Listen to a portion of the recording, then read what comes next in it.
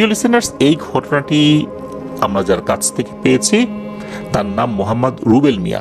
তার বাড়ি পটুয়াখালী জেলার বাউফল উপজেলার বগা ইউনিয়নে। ঘটনাটি মূলত এই রুবেল মিয়া উনি শুনেছেন তার দাদার কাছ থেকে। তার দাদার নাম হচ্ছে মোহাম্মদ পাংখা মিয়া। উনি পেশায় একজন মাঝি ছিলেন। উনি বর্তমানে জীবিত নেই। মূলত এই যে পাংখা মিয়া, উনি এই ঘটনাটি শুনেছেন। কিভাবে শুনেছেন তা কিন্তু আমরা এই ঘটনার মধ্যেই জানতে পারবো। ঘটনাটির এক্সাক্ট সময় বলা মুশকিল, তবে এই যে যিনি পাংখা মিয়া অর্থাৎ এই পাংখা দাদা যিনি, ওনার বর্ণনা অনুযায়ী ঘটনাটি এই 88-র বন্যার কয়েক বছর আগে, সেই হিসাবে আমরা 85-86 সাল এরকম চিন্তা করতে পারি। উনি এক্সাক্ট সালটা বলেননি বা বলতে পারেনও নাই। তখন কিন্তু এই পাংখা দাদার বয়স প্রায় 60 হয়ে গেছে। তখন ওনার ছেলেকেও বিয়ে দিয়েছেন, অর্থাৎ এই যে রুবেল মিয়া যিনি, তার বাবাকে বিয়ে দিয়েছেন। রুবেল মিয়ার বড় ভাই তখনও হন নাই আর কি। রুবেল মিয়া উনি বলেছেন যে ওনারা 3 ভাই 2 বোন। উনি ভাইদের মধ্যে তৃতীয়, ভাইদের মধ্যে ছোট। ওনার পরেও বোন রয়েছে এমনটা জানিয়েছেন। তো তখন এই যে যিনি পাংখা দাদা, উনি নৌকা চালাতেন। যেহেতু ওই এলাকাতে অনেক নৌকার বিচরণ তো ছিলই, যেহেতু নদীকেন্দ্রিক এলাকা মূলত ওই এরিয়াটা, পটুয়াখালী, ঝালকাঠি, বরগুনা, বরিশাল, এই জেলাগুলোতে কিন্তু অসংখ্য নদী রয়েছে। এখন যেরকম অনেক ব্রিজ দেখা যায়, তখন কিন্তু এত ব্রিজ ছিল না। এখনো যে অনেক ব্রিজ আছে এটাও বলা যাবে না, কারণ এত নদী কোথায় ব্রিজ করা হবে। ওখানে কিন্তু নৌকা, ট্রলার এগুলো দিয়েই মানুষজন এখনো এক জায়গা থেকে আরেক জায়গায় আসা যাওয়া করে। তো উনি একটা বৈঠা দিয়ে নৌকা চালাতেন আর কি। নৌকাটা যে একদম ছোট ডিঙি নৌকা ছিল বিষয়টা এরকম না, তবে নৌকাতে মোটামুটি ম্যাক্সিমাম 10 জনের মতো পূর্ণবয়স্ক 10 জন মানুষ বসতে পারতেন। পার করে দিতেন এপাশ ওপাশ, যে যেটা দিত আর কি। এটা নিয়ে ওনার কোনো আক্ষেপ ছিল না। এমনও হতো কারো কাছে টাকা নাই, এমনি পার হয়ে যেত। আবার কেউ দেখা যাচ্ছে যে 1 টাকা 2 টাকা দিয়ে যেত। তো এইভাবেই চলতো। এটা নিয়ে ওনার যে খুব বেশি হতাশা ছিল এমনটাও না। কোনো একজন ব্যক্তি মানে হুজুর টাইপের করে একজন লোক বলেছিলেন যে তুমি এভাবেই লোকজন পারাপার করবা, আল্লাহ এতেই বরকত দেবেন। সত্যি তাই, উনি যে এভাবে লোকজন পারাপার করতেন, কখনো কখনো কেউ টাকা দিত না। কখনো যে তার বাসায় চুলা জ্বলেনি এমনটা কখনোই হয়নি। আলহামদুলিল্লাহ, উনি যথেষ্ট ভালোভাবেই দিনানিপাত করেছেন। আর্থিক কষ্ট যে কি জিনিস আমরা বলি না যে আসলে হাড়ে হাড়ে টের পাওয়া, এমনটা কিন্তু ওনার কখনোই হয় নাই। উনি এভাবেই নৌকা চালিয়েছেন যতদিন জীবিত ছিলেন। একদিন হয় কি, মোটামুটি সময়টা সকাল 11টা 11:30 দিকে দেখা গেল যে 4-5 জন লোক আসছেন। এই লোকগুলোকে দেখে উনি চিনতে পারলেন না, হয়তো বা দূরের কোনো গ্রামের ব্যক্তি হবেন আর কি। তো একজনের কোলে কাপড় দিয়ে মোড়ানো একটা ছোট বাচ্চা। চিন্তা করেছেন বাচ্চাটি মনে হয় ঘুমাচ্ছে, কিন্তু না, দেখা গেল যে বাচ্চাটার মাথা পা সবই মোড়ানো। তখন পাংখা মিয়ার কাছে মনে হলো বাচ্চাটা কি অসুস্থ কিনা, হতে পারে অসুস্থ, জ্বর আসছে। তো তার সাথে আরো কয়েকজন লোক আছে। তো ওনারা বললেন যে ও ভাই, আমাদেরকে কি নৌকাটা দিয়ে নদীটা পার করে দিবেন? তখন পাংখা দাদা বললেন হ্যাঁ অবশ্যই, আমি তো এই কাজের জন্যই বসে আছি, ওঠেন। তখন ওই পাশ থেকে আবার বললো, দেখেন ভাই, একটা কথা বলে রাখি, যে আমার কোলে যেই বাচ্চাটাকে দেখতে পাচ্ছেন, এ কিন্তু জীবিত নাই, এ কিন্তু মৃত। লাশ পারাপার করতে আপনার কোনো আপত্তি নেই তো? তখন এই পাংখা দাদা একটু চিন্তা করে বললেন, আপত্তি থাকবে কেন, আমাদের কি মৃত্যু হবে না? আসেন আপনারা উঠে বসেন। তো এরপর সবাই উঠে বসলেন। তারপরই নৌকা চালাতে শুরু করলেন। এই পাংখা দাদার মনে একটা কৌতূহল জন্মালো যে এই লোকগুলোকে তো আগে কখনো দেখিনি, লাশ নিয়ে কোথায় যাচ্ছে, এদের কোনো বদ মতলব নেই তো? কোনো বাচ্চাকে আবার মেরে ফেলে লাশ গুম করার জন্য নিয়ে যাচ্ছে না তো? দেখা যাচ্ছে ওই এলাকায় বিভিন্ন চর অঞ্চল রয়েছে, কার সাথে কি গন্ডগোল আছে, দেখা যাচ্ছে এরকম কোনো একটা ঘটনা ঘটাতেই পারে। উনি কৌতূহলী হয়ে তাদেরকে প্রশ্ন করলেন যে ভাই আপনাদের বাসা কোথায়, বাচ্চাটা কিভাবে মারা গেল। তখন যার কোলে বাচ্চাটা ছিল তিনি পরিচয় দিলেন তিনি মূলত এই বাচ্চার বাবা। আর এমন একটা সমস্যার মধ্যে পড়েছেন, সেই সমস্যার সমাধানের জন্যই মূলত এই বাচ্চাটাকে নিয়ে ওনারা নদীর ওপারে কয়েক গ্রাম পর একটা গ্রামের নাম বলেছিলেন, গ্রামের নামটা আসলে এই পাংখা দাদা পরবর্তীতে মনে করতে পারেন নাই। ওই গ্রামে যাবেন, ওখানে একজন কৃষক রয়েছে, ওই কৃষকের কাছে যাচ্ছেন একটা সমাধানের জন্য। তখন এই পাংখা দাদা বলেন যে ভাই তাহলে আপনাদের গ্রাম কোথায়?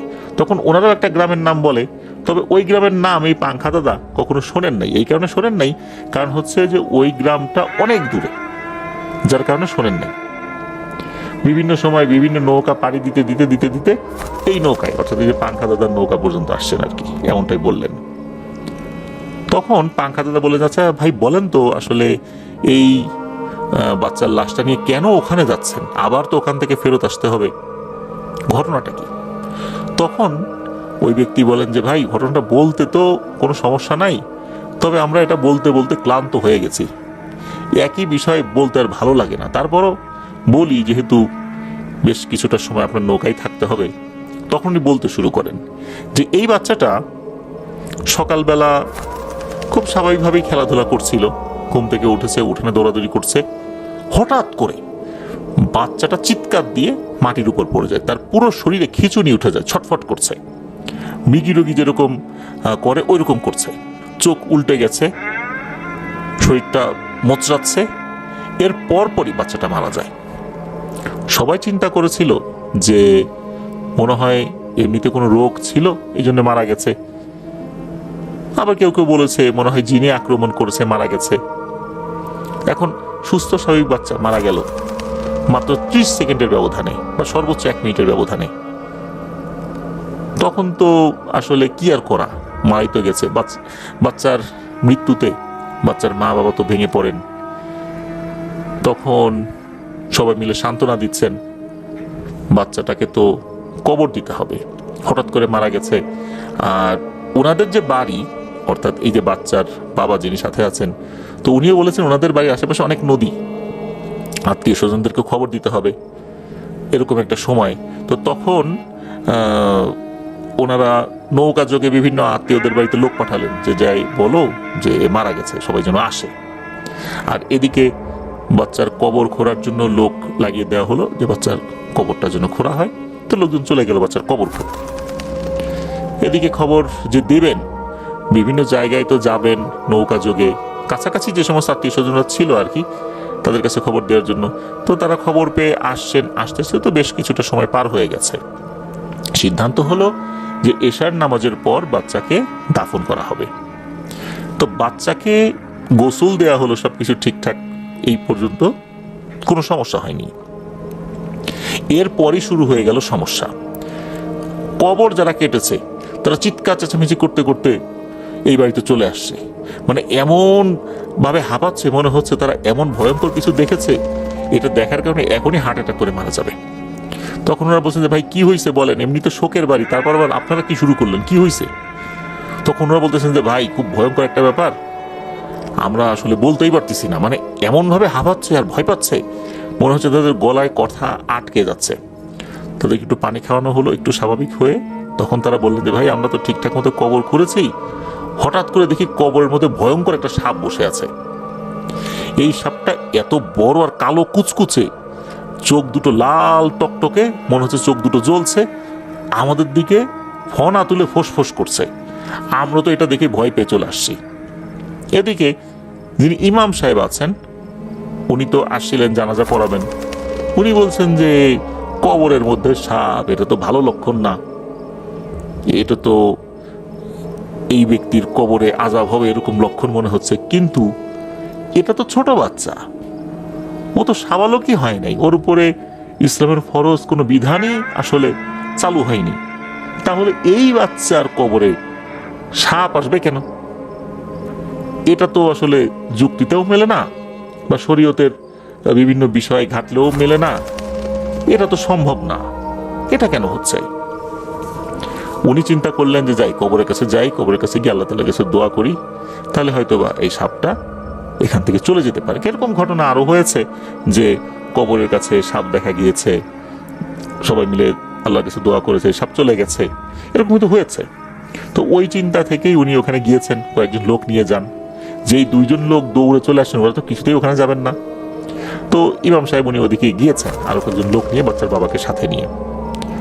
ওনারা যখন ওখানে গিয়েছেন, যাওয়ার পর দেখুন সত্যি কবরের মধ্যে ভয়ঙ্কর আকৃতির একটা সাপ বসে আছে। তবে ওনারা যখন আসছেন, সাপটাতে ফনা তুলে ফোঁস করবে বিষয়টা এরকম না, জাস্ট কুণ্ডলি পাকিয়ে কবরের মধ্যে শুয়ে আছে।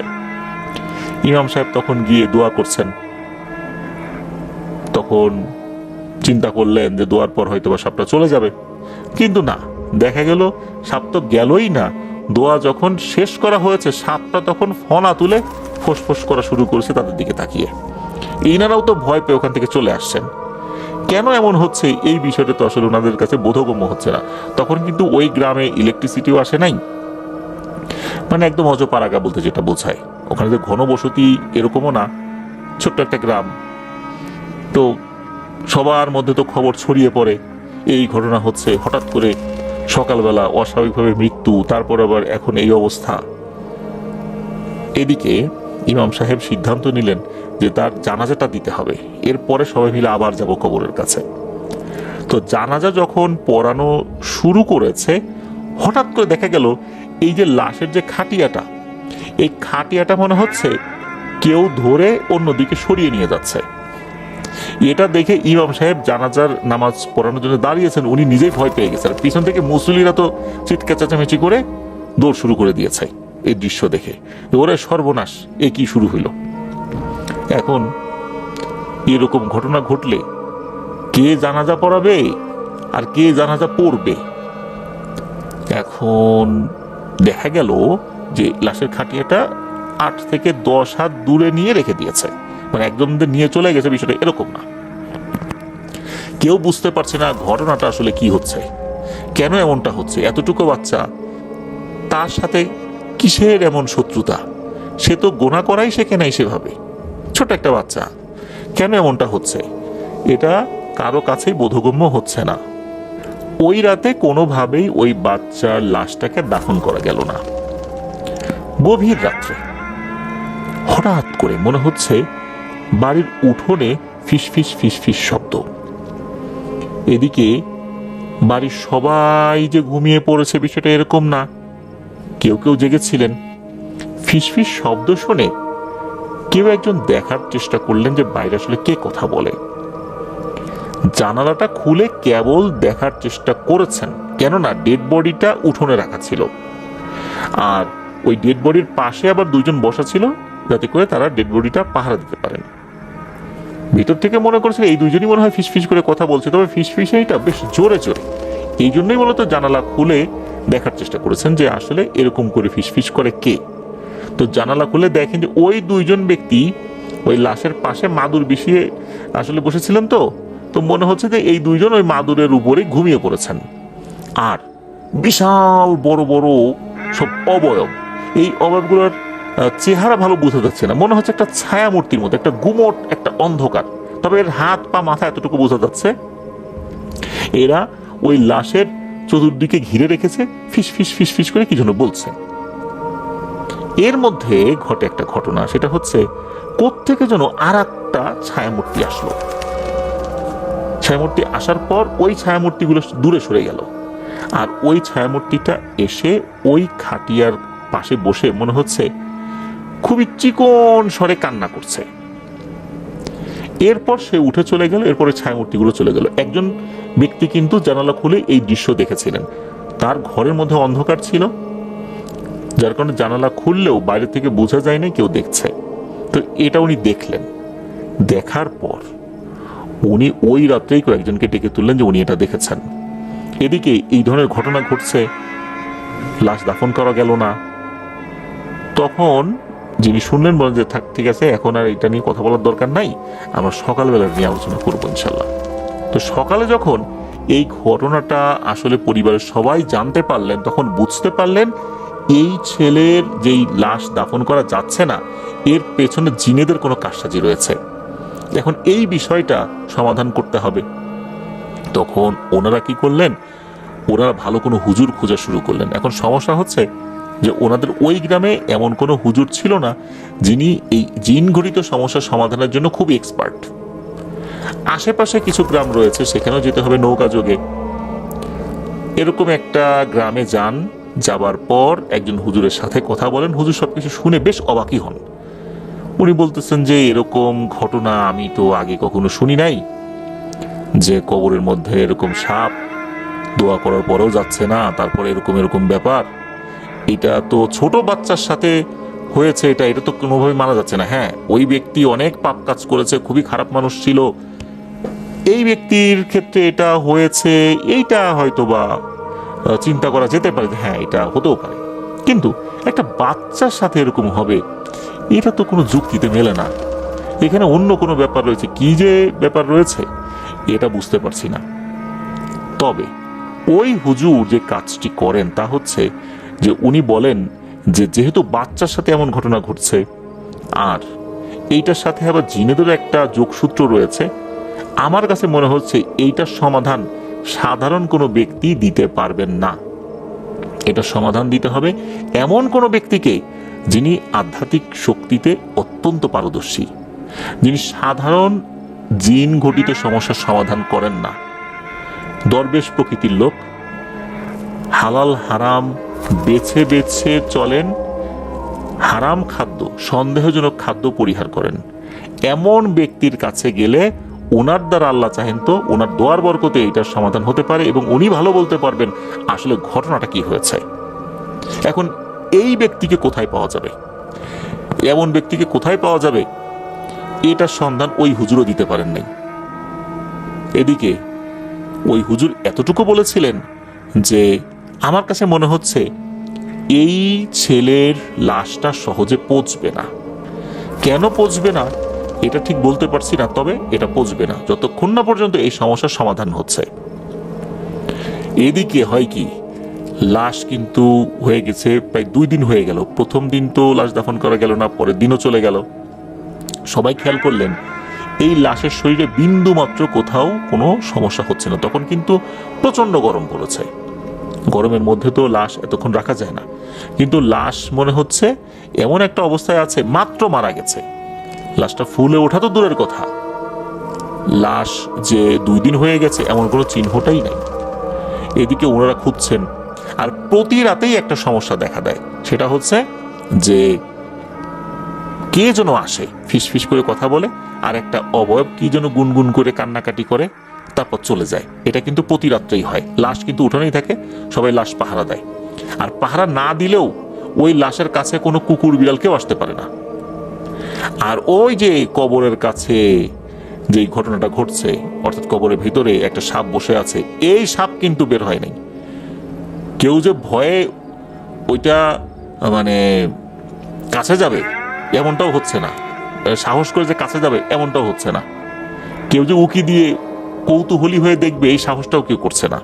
আর তখন তো এরকম মোবাইল ফোনের যুগ ছিল না যে গ্রামে গঞ্জে এই সমস্ত তথ্য ছড়িয়ে পড়বে, মানুষজন দল বেঁধে দেখতে আসবে। হ্যাঁ, কিছু কিছু মানুষ দেখতে এসেছিল বটে, যারাই ওই সাপটা দেখেছে এমন ভয় পেয়েছে, কেউ কেউ ওইখানে অজ্ঞান হয়ে গিয়েছে, পরে তাকে চ্যাংদোলা করে ওখান থেকে নিয়ে যেতে হয়েছে।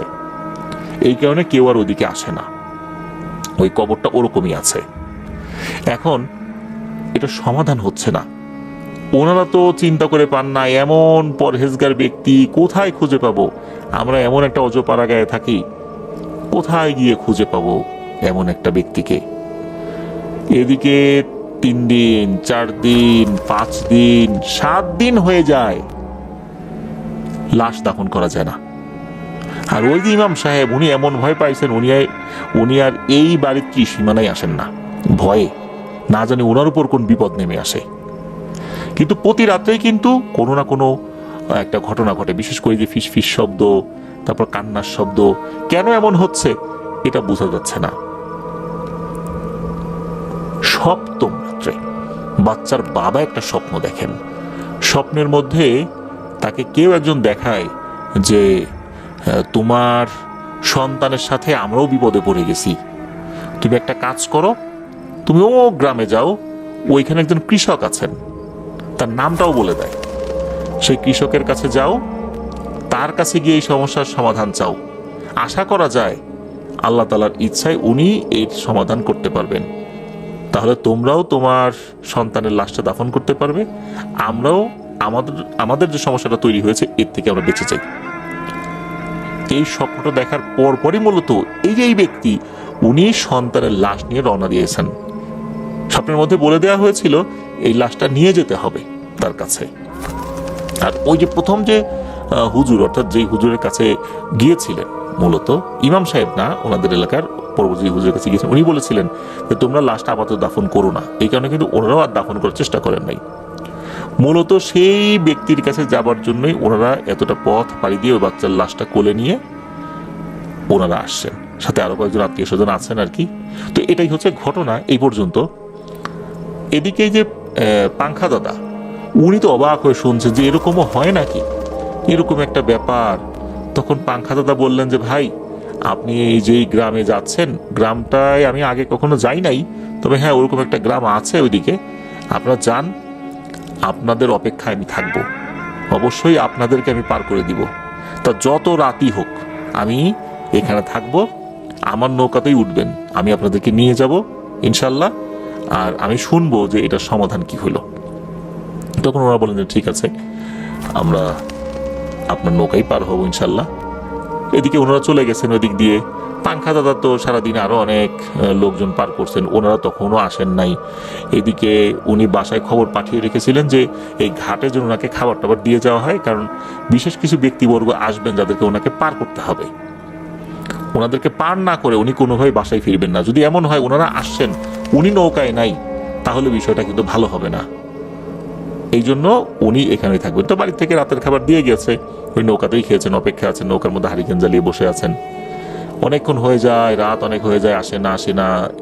এরপরে দেখা গেল যে ওই লোকগুলো আসছে বাচ্চার লাশটা কোলে নিয়ে। তবে এবার তাদের মধ্যে একটা প্রশান্তির ভাব দেখা যাচ্ছে। তারা আসলেন, নৌকায় উঠলেন।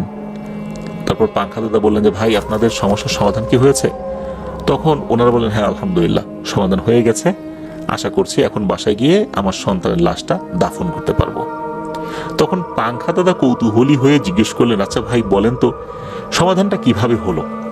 তখন ওই বাচ্চার বাবা এমন কিছু তথ্য দিলেন যা শুনে পাংখা দাদা তো খুবই অবাক হয়েছেন। সেটা হচ্ছে, এনারা যখন ওই ব্যক্তির কাছে গিয়েছেন, যখনই ওই ব্যক্তির নাম জিজ্ঞেস করেছেন, তখন আশেপাশের লোকজন বলছে যে হ্যাঁ এই লোকটা আছে, কিন্তু তাকে কি দরকার? বলে যে আমরা একটা জটিল সমস্যায় পড়ছি, এই সমস্যার সমাধানের জন্য আসছি। তখন আশেপাশের লোকজন তাদেরকে বলছে যে উনি তো কোনো সমস্যার সমাধান করেন না, উনি তো কোনো রকম বীর ফকির টাইপের কিছু না, উনি সাধারণ একজন কৃষক, 5 ওয়াক্ত নামাজ কালাম পড়েন, তাহাজ্জুদের নামাজ পড়েন, এতটুকু। তাকে তো কোনো কবিরাজি করতে দেখি না। আপনারা কোত্থেকে আসছেন, কোন মাধ্যমে খবর পেয়ে আসেন, আপনাদের খবর পাওয়ার মধ্যে নিশ্চয়ই কোনো ভুল আছে। তো লোকজন এরকম বলেছেন, তারপরে ওনারা তো এত দূর আসছেন, তার সাথে দেখা না করে যাবেন না। তো যখন তার সাথে দেখা করার জন্য ওই মানুষের কাছ থেকে খবর নিয়ে তার বাড়িতে গিয়েছেন, দেখা গেল যে তার পরিবারে তার স্ত্রী আছেন, সন্তানাদিরা আছেন। সন্তানাদিরা বড় হয়ে গেছে, বিয়ে শাদী দিয়েছেন, খোঁজ খবর নিয়েছেন আর কি রাস্তাঘাট থেকে। তার পরিবারে কঠোর পর্দা প্রথা মেনে চলা হয় আর কি। তো ওনারা যাবার পর ওনার ছেলে, যার বয়স ওই সময় আনুমানিক 14-15 হবে আর কি, সে তাদেরকে বসতে দিয়েছে, লাশটা রাখার জন্য ব্যবস্থা করে দিয়েছে। তো তারা অবাক হয়েছে যে আপনারা আসছেন এরকম একটা ডেড বডি নিয়ে, এরকম তো কখনো কেউ আসেনি আমাদের এখানে, আর এরকম সমস্যার সমাধানও তো আমার আব্বা কখনো করেন না, তারপর কেন আসছেন জানি না। ঠিক আছে, আমার আব্বা খেতে গিয়েছে কাজ করতে, আসুক, আমরা খবর পাঠাচ্ছি। তখন ওই ছেলেটাই মূলত তার বাবাকে ডেকে নিয়ে আসে। তার বাবা আসেন, সালাম বিনিময় হয়, সব কথা শুনলেন। শোনার পর উনি বলছেন ঠিক আছে, আপনারা এই লাশের উপর থেকে কাপড় সরান তো, আমি একটু দেখি ভালো করে বাচ্চার লাশটা। উনি খুব ভালো করে দেখলেন। ভালো করে দেখার পর উনি বলছেন যান, সমস্যার সমাধান হয়ে গেছে। এটা কি হইল? জাস্ট খালি দেখলেন, এখন বলছেন সমস্যার সমাধান হয়ে গেল। এমন জটিল একটা সমস্যা, 7 দিন লাশই দাফন করতে পারে নাই, সমস্যার সমাধান হয়ে গেছে, এটা কিভাবে সম্ভব? তখন বাচ্চার বাবা বলছে, আচ্ছা আমি তো কিছু বুঝতে পারলাম না, যে আপনি কোনো ফু দিলেন না, কিছুই করলেন না, খালি বলতেছেন যে সমস্যার সমাধান হয়ে গেছে, ঘটনাটা কি? তখন ওই হুজুর একটা বিষয় বলেন, সেটা হচ্ছে এই বাচ্চা মারা গিয়েছে মূলত একটা জিনের বাচ্চার কারণে। হয়েছে কি, একটা শক্তিশালী গোত্রের জিনের সর্দারের ছেলে, তার বয়স অনেক কম, সে কোনো কারণে বের হয়েছে। অনেক সময় হয় না যে বাচ্চারা না বলেই ঘর থেকে বের হয়ে যায়, তো এই বাচ্চাটা সারাক্ষণ কঠোর নিয়মের মধ্যে থাকে। ওই গোত্রের যারা যোদ্ধা প্রকৃতির জিন আছে তারা দেহরক্ষী হিসাবে ভূমিকা পালন করে। এ বাইরে কোথাও যেতে পারে না, সাধারণভাবে সে যে একটু ঘুরবে এটা পারে না। সে এরকম একটা সুযোগের অপেক্ষায় ছিল, যখন দেখেছে একটু পাহারা কমে এসেছে, সে কোন দিক দিয়ে যেন বের হয়ে গেছে। বের যখন হয়ে গেছে, বের হবার পর ঘটনাটা যেটা হয়েছে সেটা হচ্ছে যে এই বাসার কাছ দিয়ে যখন যাচ্ছে, হঠাৎ করে দেখে যে ওই যে তার যে দেহরক্ষীরা, এই দেহরক্ষীরা তাকে খুঁজতে বের হয়েছে। এরকম হয় না যে আমাদের বাচ্চারা কোনো কারণে বাসা থেকে বাইরে বের হয়ে গেছে, আমরা খুঁজতে গিয়েছি, আমাদেরকে দেখেই বাচ্চারা লুকাচ্ছে।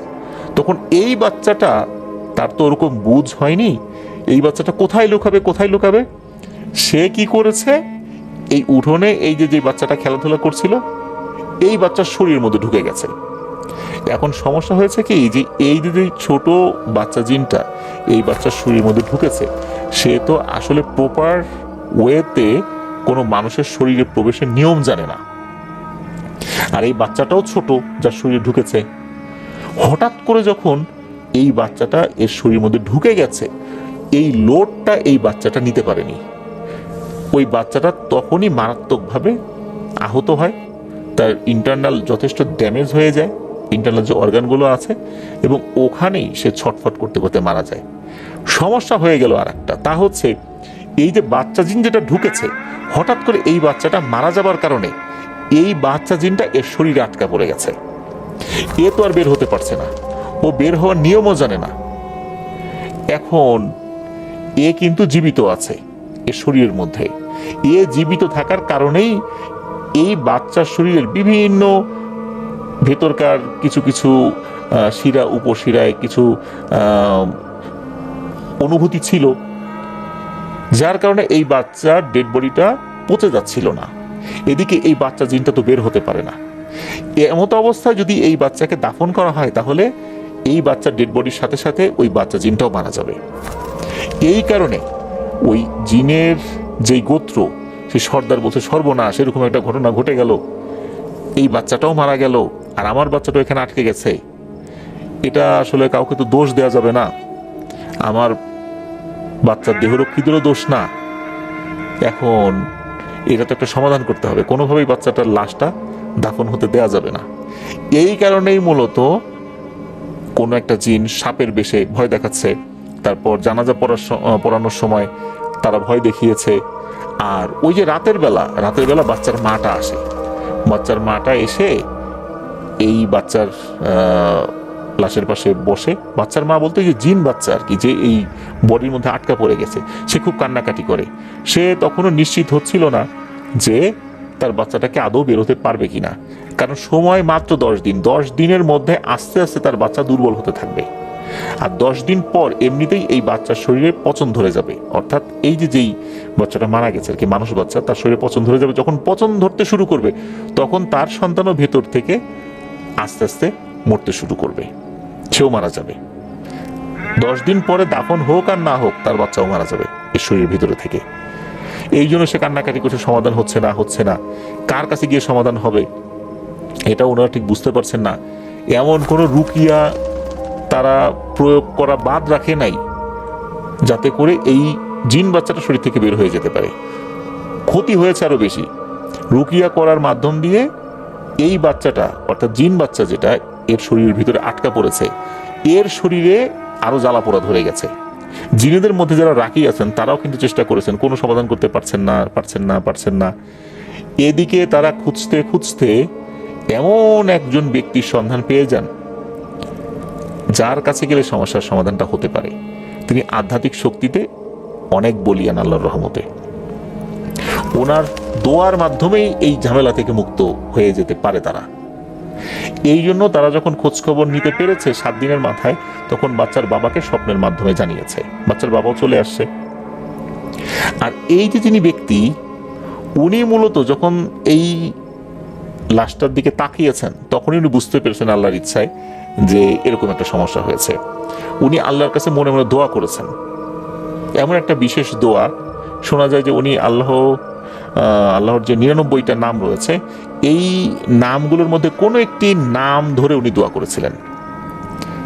আর ওই নামের ওসিলায় এই সমস্যা থেকে তারা মুক্তি পান। ওই বাচ্চাটা নাকি তখন এই মানুষ বাচ্চার শরীর থেকে ওই জিন বাচ্চাটা বের হতে সক্ষম হন। এরপর আর একটা ঘটনা ঘটে, তা হচ্ছে ওই জিনের সর্দার এই হুজুরের কাছে চলে আসেন, এসে বলেন যে হুজুর, আমাদের ভুলের কারণেই এই নিরীহ বাচ্চাটা মারা গেছে। এতদিন হয়ে গেল, ওর দাফন কাফন পর্যন্ত হলো না। যেহেতু আমার বাচ্চা ভুল করে ওর শরীরে ঢুকে পড়েছে, একটা নিষ্পাপ বাচ্চা, আর আমার বাচ্চার কারণে এই বাচ্চাটা মারা গেছে। আল্লাহ তো আমার বাচ্চাকে আপনার ওসিলায় ফেরত দিয়েছেন, আমরা ফেরত পেয়েছি। এই বাচ্চা যেহেতু মারা গেছে, এর পরিবারকে আমরা কিছু টাকা দিতে চাই, যেটাকে আসলে বিভিন্ন জায়গায় এরকম একটা কথা প্রচলিত আছে, বা আমাদের ধর্মেও এটা আছে, যদি অনিচ্ছাকৃতভাবে কেউ কাউকে হত্যা করে, তাকে কিন্তু মোটা অঙ্কের টাকা, তার সামর্থ্য অনুযায়ী, এছাড়া আরো বেশ কিছু নিয়ম আছে আর কি। তখন ওই জিনেরা বলে যে যেহেতু এরকম একটা ঘটনা ঘটে গেছে, এই বাচ্চার কোনো দোষ ছিল না, সুতরাং আমরা পরকালে আল্লাহ তাআলার কাছে এই বিষয়ে অভিযুক্ত হতে চাই না। আমার বাচ্চাকে আমরা ফেরত পেয়েছি, এই পিতামাতা তার সন্তানকে হারিয়েছে, সুতরাং এরা যেন কখনোই আল্লাহ তাআলার দরবারে আমাদেরকে অভিযুক্ত না করেন। এই জন্য আমরা বেশ মোটা অঙ্কের অর্থ করে দিতে চাই। এই কথা যখন ওই হুজুর, যিনি আসলে কৃষক মেইনলি, উনি যখন এই বাচ্চার বাবাকে যান, বাচ্চার বাবা সরাসরি নাকি নাকচ করে দেন যে না, আমরা এটা নিব না, আমরা এটা নিব না।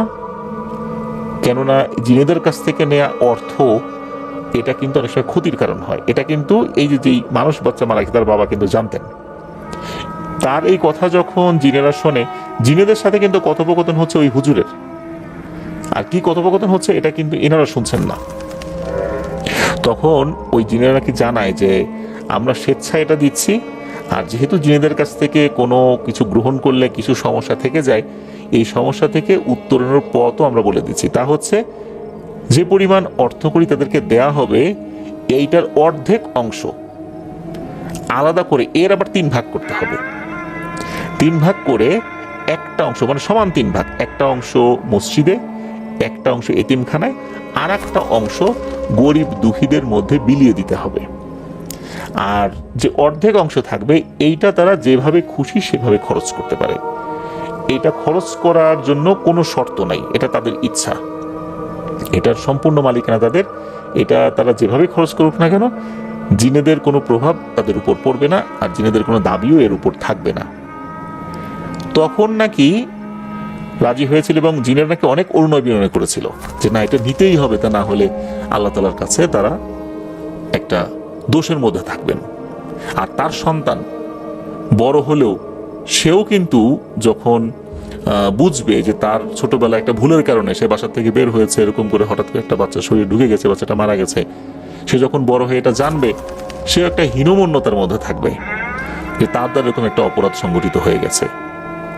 এই জন্য সে যেন এই অপরাধ বোধ থেকে মুক্তি পেতে পারে, এই জন্য এই কাজটা করতেই হবে। অবশেষে নাকি বাচ্চার বাবা রাজি হন।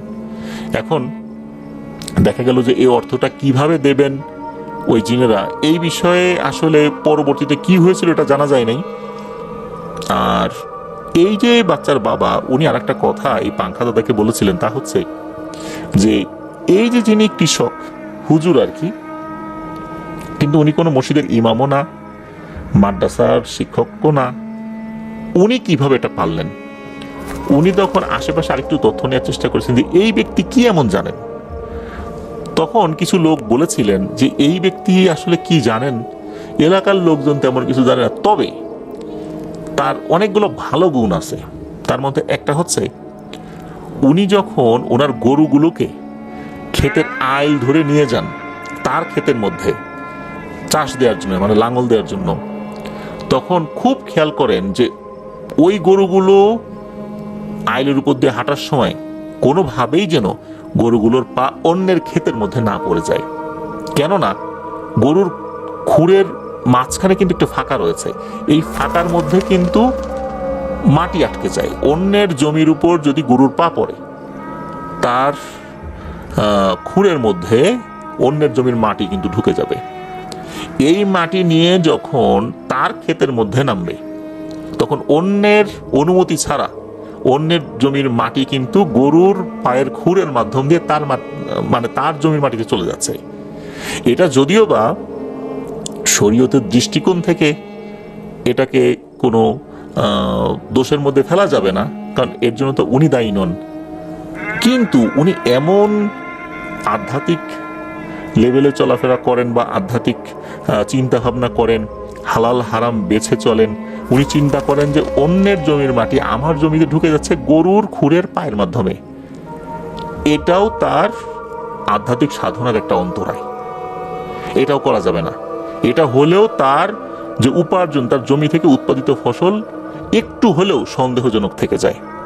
এই জন্য উনি যখন ফসল ফলান, এই ফসল থেকে একটা নির্দিষ্ট অংশ উনি চেষ্টা করেন যে যতটুকু জায়গার উপর দিয়ে তার বা জমির উপর দিয়ে তার গরুগুলো হেঁটে যায়, তখন উনি চেষ্টা করেন হচ্ছে ওই জমির মালিকদেরকে ওনার ফসল থেকে কিছু কিছু জিনিস দিয়ে দেওয়ার জন্য। প্রথম দিকে ওই জমির মালিকরা বেশ ইতস্তত বোধ করতেন যে এটাও কি আসলে কি, এটা হয় নাকি, এটা ধুর, এটা বাদ দেন, এটা তো আমরা কিছু জানিও না। অনেকে তো তাদের গরু ছাগল ক্ষেত খাওয়ানোর জন্য নামায় দেয়, আর আপনি এটাও চিন্তা করছেন। কিন্তু এই ব্যক্তি নাছোড়বান্দা, উনি তো সেটা মানবেনই না। তো যার কারণে ওই জমির মালিকরাও এটাতে অভ্যস্ত হয়ে গেছেন। যখন উনি আসেন, সানন্দেই তার কাছ থেকে এগুলো গ্রহণ করেন, সেটা অল্প হোক বেশি হোক গ্রহণ করেন, জানেন যে উনি এটা দিবেনই। তো এইটা ওনার একটা বিশেষ গুণ। উনি এত ছোট বিষয়েও বেঁচে চলেন, তাহলে আরো বড় বিষয়ের কথা তো আমরা বাদই দিলাম। আল্লাহ তাআলা এই কারণে ওনার এমন আধ্যাত্মিক এলেম দান করেছেন, যার কারণে উনি আল্লাহ তাআলার 99টা নামের মধ্যে একটা নাম ধরে ডেকেছেন, আল্লাহর কাছে দোয়া করেছেন, আল্লাহ তাআলা এটা সমাধান করে দিয়েছেন। ওই ডেড বডির ভিতর থেকে ওই বাচ্চা জিনটা বের হতে পেরেছে। অথচ যারা রাকি, জিনেদের মধ্যে যারা রাকি, তারা কিন্তু রুকিয়া করেও এই কাজটি করতে পারেননি। এটাই হচ্ছে বিষয়। তো এমন বিষয়টা জানলেন এই যে পাংখা মিয়া। এরপর তো নৌকা দিয়ে উনি পার করে দিয়েছেন, তারা তাদের মতো করে চলে গেছে। এরপরে ওই ব্যক্তিদের সাথে ওভাবে আর কখনোই দেখা হয়নি। তবে এমন একটা ঘটনা, এটা এক অর্থে একটা দৃষ্টিকোণ থেকে, অর্থাৎ ভয়ের দৃষ্টিকোণ থেকে তো এটা একটা ইউনিকনেস তো রয়েছেই। আর আমরা যদি আধ্যাত্মিকতার দৃষ্টিকোণ থেকে চিন্তা করি, ওই ব্যক্তির কথা প্রিয় লিসেনার্স একবার ভাবুন, উনি কিরকম বেঁচে চলেন। আমরা কি আসলে এরকম বেঁচে চলতে পারি? লিসেনার্স, আমাদের চারপাশে এমন অনেক ঘটনা ঘটে যায়, এটা ভুতুরে, অদ্ভুতুরে নাকি অমীমাংসিত কোনো এক রহস্য, সেটা বোঝা খুবই মুশকিল। এমন একটি ঘটনা এখন আপনাদেরকে শোনাতে যাচ্ছি। ঘটনাটি আমাদেরকে পাঠিয়েছেন সাজিদ রাফি। মূলত তার এক প্রতিবেশী বড় বোন, তার নাম হচ্ছে ডাক্তার সাদিয়া জেসমিন, তার পেশাগত একটি অভিজ্ঞতা যখন শুনেছিলেন, এই সাজিদ রাফি সেই ঘটনাটি মূলত আমাদের সামনে উপস্থাপন করেছেন। মূলত সেই আপু যেভাবে ঘটনাটি শেয়ার করেছিলেন, হুবহু সেইভাবে আমাদেরকে তুলে ধরেছেন। আমার মনে হয় সেভাবে যদি আমি আপনাদেরকে বলি, আপনাদের বুঝতেও সুবিধা হবে। সময় জুন 2020। ওই সময়ে রাজশাহীর কোনো এক মেডিকেল কলেজ হসপিটালে আমার বদলি হলো। সেই সুবাদে প্রায় রাত্রে ইমার্জেন্সিতে আমার ডিউটি থাকতো। সাধারণত রাতে ডিউটি থাকলেও রাত 12টার পর কোয়ার্টারে চলে আসতাম, কারণ কোয়ার্টার থেকে হসপিটালে যেতে মাত্র 3 মিনিট লাগে সর্বোচ্চ পায়ে হেঁটে। কোনো রোগী আসলে অ্যাসিস্ট্যান্ট ফোন কল দিলেই আমি চলে আসতাম। কুরবানিদের আর মাত্র 2 দিন বাকি। একদিন আগেই পরিবারের সবাই গ্রামের বাড়িতে চলে গেছে। ইমার্জেন্সিতে ডিউটি থাকায় বাড়ি যাওয়া হলো না। তখন রাত 12টা। সব রোগীদের রাউন্ড দিয়ে কোয়ার্টারে যাওয়ার জন্য রওনা দিলাম। এমন সময় হুট করেই একটা কালো বিড়াল আমার সামনে চলে আসে। বিড়ালটি আমার পথ আগলে দাঁড়ায়, কিন্তু কোনো ধরনের কোনো সমস্যা না করেই আবার রাস্তার আরেক দিকে চলে যায়। বিষয়টি নিয়ে আমি কোনো আর ভাবনা চিন্তা করিনি। বাসায় এসে ফ্রেশ হয়ে খাবার গরম করে খেয়ে নিলাম। সব কাজ শেষ করে ঘুমাতে আসলাম। এমত অবস্থায় বাইরে থেকে হঠাৎ করেই কুকুরের কান্নার আওয়াজ ভেসে আসছিল। মাঝে মাঝে এমনটা হয় যদিও, কিন্তু আজকে রাতের কুকুরের কান্নার আওয়াজটা মনে হচ্ছিল কিছুটা অন্যরকম। অল্প কিছুক্ষণের মধ্যেই ঘুমিয়ে পড়লাম, কারণ আমি ক্লান্ত ছিলাম। কয়েক মিনিট পর কলিং বেল বেজে উঠল। মনে হলো দুবার বাজিয়েছে। আমি উঠে পড়লাম এবং উঠে গিয়ে দরজা খুলে দেখি ওয়ার্ড বয় দাঁড়িয়ে আছে। আমাকে দেখা মাত্রই বলল, ম্যাডাম তাড়াতাড়ি চলুন, ইমার্জেন্সিতে মারামারি করে এক মাথা ফাটা রোগী এসেছে। দেরি না করে তাড়াতাড়ি হসপিটালে ছুটলাম। ইমার্জেন্সিতে গিয়ে দেখি একজন মধ্যবয়স্ক ভদ্রলোক মাথায় হাত দিয়ে রক্ত বন্ধ করার চেষ্টা করছে। এমন রোগী আসলে থানায় খবর দেয়া হয়, কিন্তু তার অবস্থা দেখে ট্রিটমেন্ট শুরু করলাম। চিন্তা করলাম থানায় একটু পরে খবর দেই। ড্রেসিং করতে করতেই তাকে জিজ্ঞেস করলাম যে আঘাত তিনি কি করে পেয়েছিলেন। উত্তর লোকটি জানান, জমি জমার ঝামেলা নিয়ে তার বড় ভাই এই ঘটনা ঘটিয়েছে। কোন রকমের প্রাণ বাঁচিয়ে এখানে এসেছেন। আমি আর কোনো কথা না বলে ড্রেসিং শেষ করে সেলাই করে ব্যান্ডেজ করে দিলাম এবং লোকটিকে বললাম যে ভর্তি হন হসপিটালে। কিন্তু লোকটি ভর্তি হতে নারাজ। বারবার বলার পরও লোকটি ভর্তি না হয়েই চলে গেলেন। ছেলেটির দিকে তাকিয়ে বললাম, আজব লোক তো, এই অবস্থায় কেউ বাড়িতে যায় নাকি? ভর্তি হলো না। তখন ওয়ার্ড বয় মাথা নাড়ে বলল যে ম্যাডাম, পৃথিবীতে কিছু লোক থাকে এরকম, ঘাটতারা প্রকৃতির, অনেক বুঝালেও বোঝে না। যাই হোক, ইমার্জেন্সি থেকে বের হয়ে আমি চলে যাব, এমন সময় ওয়ার্ড বয় আমার দিকে তাকিয়ে কি যেন দেখাচ্ছিল বলে আমার মনে হচ্ছিল। ওকে জিজ্ঞেস করলাম, জি কি হয়েছে? কিন্তু ওয়ার্ড বয় বলল, তেমন কিছু না। আর কিছু না ভেবেই হসপিটাল থেকে বের হয়ে কোয়ার্টারে যাওয়ার অর্ধেক পথ আসতেই আমার মোবাইলে আমার অ্যাসিস্ট্যান্ট কল দিল। কল ধরতেই বলল, ওয়ার্ডে একটা জ্বরের রোগী আছে, তার অবস্থা ভালো না, একটু এসে দেখে যান। আমি আবার হসপিটালে গেলাম। গিয়ে দেখি অ্যাসিস্ট্যান্ট ইমার্জেন্সিতে সেই ওয়ার্ড বয়টার সাথে কথা বলছে। অ্যাসিস্ট্যান্টকে বললাম, তুমি এতক্ষণ কোথায় ছিলে? অ্যাসিস্ট্যান্ট উত্তর দিল, দোতলায় ছিলাম। আমি সেই ওয়ার্ড বয়কে বললাম, আচ্ছা অ্যাসিস্ট্যান্ট দোতলায় ছিল, তুমি তো তখন আমাকে কিছু বললে না যে জ্বরের রোগীর এই অবস্থা। তখন অ্যাসিস্ট্যান্ট উত্তর দিল, ও আপনাকে কিভাবে বলবে, ও তো আমার সাথেই দোতলায় ছিল। আমি আবারও ছেলেটিকে জিজ্ঞেস করলাম, তুমি কি একটু আগে আমায় ডাকতে যাও নাই? তোমার সাথে কি আমার দেখা হয় নাই? উত্তরে ওয়ার্ড বয় বললো, না তো ম্যাডাম, আমি আপনাকে কখন ডাকতে গেলাম, আপনার সাথে আমার দেখা হয় নাই তো। আমার খুব রাগ হলো। এরকম ডাহা মিথ্যা কথা, তার উপর এইরকম একটা সিরিয়াস মুহূর্তে আমি মেনে নিতে পারছিলাম না। আমি ওই সময়ের জন্য চুপ করে গেলাম, ওর সাথে কথা বাড়ালাম না। ছেলেটার কোনো দুরভিসন্ধি রয়েছে এটা মনে করলাম। আমি আর কথা না বাড়িয়ে বললাম, চলো ওয়ার্ডে গিয়ে দেখি ওই জ্বরের রোগীর কি অবস্থা। ওয়ার্ডে যাওয়ার সাথে সাথে ভয়ে আমার বুক কেঁপে উঠলো, কারণ যে মাথা ফাটার লোকটির ট্রিটমেন্ট আমি একটু আগে করলাম, সেই লোকটি দিব্যি সুস্থ অবস্থায় এই যে জ্বরের যে রোগী, সেই রোগীর পাশের বেডে বসে আছে। লোকটির কাছে গিয়ে ভালো করে দেখলাম, না, লোকটির শরীরে কোথাও কোনো আঘাতের চিহ্ন নেই, তিনি সুস্থ অবস্থায় এখানে বসে আছেন। আজব ব্যাপার, এই লোকটি নাকি ওই জ্বরের রোগীর আত্মীয়, তিনি মূলত তার সাথে এখানে আছেন। কিন্তু আমার প্রশ্ন হলো, যে লোকটির মাথায় সিরিয়াস একটি ক্ষত সৃষ্টি হয়েছে, আমি নিজে ড্রেসিং করলাম, সেলাই করলাম, রক্ত বের হচ্ছিল, তাহলে এই লোকটি এত অল্প সময়ের মধ্যে 5-7 মিনিটের মধ্যে কিভাবে পুরোপুরি সুস্থ হয়ে গেল? তার মাথায় কোনো ক্ষত চিহ্ন নেই। আমি ওই লোকটিকে কিছু জিজ্ঞেস করলেও তিনি কোনো উত্তর দিচ্ছিলেন না। ভাবে মনে হচ্ছিল লোকটি মনে হয় বোবা, কোনো কথা বলতে জানেন না। আর উনি কিভাবে এখানে আসলেন? উনি তো বিদায় নিয়ে চলে গেলেন, আসতেই পারেন, কিন্তু সুস্থ হওয়া কি, এটা কি পসিবল? আমি কাউকে তেমন কিছু বুঝতে দিলাম না। আমার বুকের ভিতরে ধকধক শুরু হয়ে গেল। মনে হচ্ছিল আমার হাত কাঁপছে চিকিৎসা দিতে। আমি কোনো কিছুর ব্যাখ্যা খুঁজে পাচ্ছিলাম না। আমি ওই অবস্থায় কাউকে কিছু বুঝতে না দিয়ে জ্বরের রোগীকে চেক করে কোয়ার্টারে চলে আসলাম।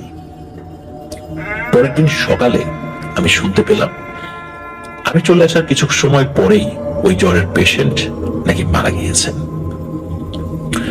এখানে আমার একটা প্রশ্ন, আসলে রাত্রে সেই লোকটি কে ছিল? মানুষ নাকি অন্য কিছু? আর জ্বরের রোগীর যে অবস্থা ছিল তাতে আমার কাছে মনে হয়েছে সে মারা যাওয়ার মতো অবস্থায় নাই, স্বাভাবিক জ্বরের রোগী আমার কাছে মনে হয়েছে। তবে পাশের ওই লোকটি কে ছিল? আসলে কি সে মানুষ ছিল নাকি অন্য কিছু? নাকি কেউ তাকে হত্যা করেছে মানুষের বেশে এসে? এসব কিছুর এই প্রশ্নগুলো আমার মাথার মধ্যে আজও ঘুরপাক খায়। আসলে কি ঘটনা কি সত্য, নাকি সবই কাকতালীয়, নাকি আমার মনের ভুল, যার ব্যাখ্যা আমি আজও খুঁজে পাইনি। প্রিয় লিসেনার্স, এটি ছিল ঘটনা। আসলে ঘটনাটি খুবই অদ্ভুত। আমার মনে পড়ে এরকম কাছাকাছি একটা ঘটনা পুরান ঢাকার ওয়ারির রোমানা আপু আমাকে বলেছিলেন। উনি ঢাকা একটা নামকরা হসপিটাল, খুবই নামকরা একটা বেসরকারি হসপিটাল, যে হসপিটালে আমার কন্যা সন্তানের জন্ম হয়েছে, সেই হসপিটাল রিলেটেড এরকম কাছাকাছি একটা ঘটনা আমাকে বলেছিলেন। যে ঘটনাটি আমি ভূত.com শেয়ার করেছিলাম। লিসেনার্স, আসলেই এই টাইপের ঘটনাগুলো অনেক সময় হসপিটালে হয়। ঘটনার মূল বিষয়ের কিছু অংশ মিল থাকলেও দেখা যায় যে ঘটনার পার্থক্য রয়েছে এবং একটা পর্যায়ে রোগী মারা যায়। কেন এমনটা হয়, যেটা আসলেই এক রহস্যময় ব্যাপার। কতটুকু ভয়ের আমি বলবো না, তবে খুবই রহস্যময় একটা ব্যাপার। প্রিয় লিসেনার্স, আশা করছি ঘটনাটি আপনাদের ভালো লেগেছে। ধন্যবাদ সাজিদ রাফি চমৎকার একটি ঘটনা আমাদের উপহার দেওয়ার জন্য। ধন্যবাদ জানাচ্ছি ডাক্তার সাদিয়া জেসমিন আপু, চমৎকার একটি ঘটনা আপনি শেয়ার করেছেন। প্রিয় লিসেনার্স, সময় 1985 থেকে 1990 এই সময়ের মাঝামাঝি হবে আনুমানিক। কাকার নাম ছিল মুজিবুর খান। উনি পায়ের প্যাডেল ভ্যান চালাতো, যেটা পা দিয়ে চালায় আর কি। যেহেতু ভ্যান চালাতো, এই কারণে অনেক সময় রাত করে তিনি মাঝে মাঝেই বাড়িতে ফিরতে বাধ্য হতেন। একদিন চরমুগুরিয়াতে যাত্রী নামিয়ে দিয়ে আসতে আসতে রাত প্রায় 12টা বেজে গেছে। গ্রামের পরিবেশ সে সময় তো অনেক রাত। তো মুজিবুর কাকা কিন্তু অনেক সাহসী মানুষ ছিলেন, আর যেহেতু গ্রামের ছেলে সেহেতু এইসব ঘটনায় অভ্যস্ত কিন্তু কম বেশি উনি ছিলেনই। ওনার সাথে না ঘটুক, অন্যদের সাথে ঘটেছে, এই জন্য রাত বিরেতে চলাফেরার ক্ষেত্রে এই যে কম বেশি ভৌতিক ঘটনা ঘটে, এগুলো ওনাদের কাছে খুব বেশি মাথা ঘামানোর ব্যাপার না। যখন তিনি বাজার থেকে বাড়ির পথে রওনা দিলেন, তখন তার সাথে কোনো আলোর ব্যবস্থা ছিল না। ওনার ইচ্ছা ছিল তিনি তাড়াতাড়ি বাড়িতে ফিরবেন, কারণ ওই দিন উনি ওনার ভ্যানে হারিকেন নিয়ে আসেন নাই, কিন্তু কোনো কারণে দেরি হয়ে যায়। কোনো একটা জায়গার যাত্রী পেয়েছিলেন, সেখান থেকে ফিরতে ফিরতে দেরি হয়ে গিয়েছিল। আর যেহেতু অনেক রাত হয়ে গিয়েছে, আর যে রাস্তা দিয়ে উনি আসবেন ওইটা যে ভালো রাস্তা না, এটা কিন্তু উনি জানতেন। ওই রাস্তায় গেলে কোনো ভয় ভীতির কোনো ঘটনা ঘটতে পারে, এটা কিন্তু ওনার মাথায় ছিল। এই কারণে উনি বাজারের পাশে একটি বাড়ি ছিল, নাম হলো তালুকদার বাড়ি। ওই তালুকদার বাড়ি থেকে তাদেরকে ডেকে তাদের কাছ থেকে পাট করে নিয়ে আসেন কিছু। গ্রামের ভাষায় ওনারা এটাকে টেঙ্গি বলেন। তো বাজার থেকে বাড়িতে পৌঁছাতে সময় লাগতো 10 মিনিটের মতো। আর বাড়িতে যেতে ওই একটাই রাস্তা ছিল, কারণ হলো ওই সময় বর্ষাকাল ছিল, এই জন্য জমিতে পানি থাকার কারণে অন্য রাস্তা দিয়ে যেতে পারেনি, ওই রাস্তাতেই যেতে হবে এমন একটা অবস্থা ছিল। রাস্তার একটু বর্ণনা না দিলেই নয়, ওই রাস্তাটা ছিল 3 রাস্তার একটা মোড়ের মতো একটা জায়গায় এসে, আর ওই মোড়েই ছিল একটা পুরনো চিতা।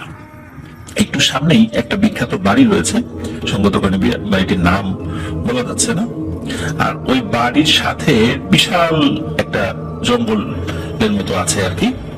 তো এলাকার সকলেই ওই জঙ্গলটাকে চেনে। তো মুজিবুর কাকা যখন পাটখড়িতে আগুন জ্বালিয়ে ওই রাস্তার ওইখান দিয়ে এগিয়ে যাচ্ছিলেন আর ভ্যান চালাচ্ছিলেন, তখন ওই চিতার ওইখান থেকে কিছু একটা উনি দেখেন। তিনি দেখার পর ভালো করে দেখার চেষ্টা করেন ওটা। তিনি লক্ষ্য করেন 10 ফুটের মতো লম্বা একটা বউ সাজে সজ্জিত একটা মহিলা অবয়ব, তার পুরো শরীর গহনা দিয়ে সাজানো। পাটখড়ির আগুন এবং ওই আগুনের যে আলো, ওই আলোয় গহনাগুলো চকমক চকমক করছে। আর ওই যে অবয়বটি, ওই অবয়বটি মুজিবুর কাকাকে ইশারা করে বাগানের ভেতরে ডাকছে। মুজিবুর কাকার হাতে কিন্তু তখন আগুন আছে, আর উনি অতিরিক্ত কিছু পাট করে নিয়ে আসছিলেন যাতে করে এগুলো নিভে গেলে আবার জ্বালাতে পারেন।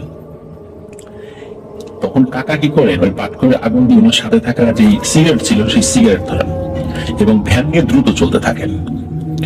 ওই বউটা কিন্তু তার কাছে কাকাকে ডাকছে এবং নাকি শুনে কান্না করতে থাকে একটা পর্যায়ে।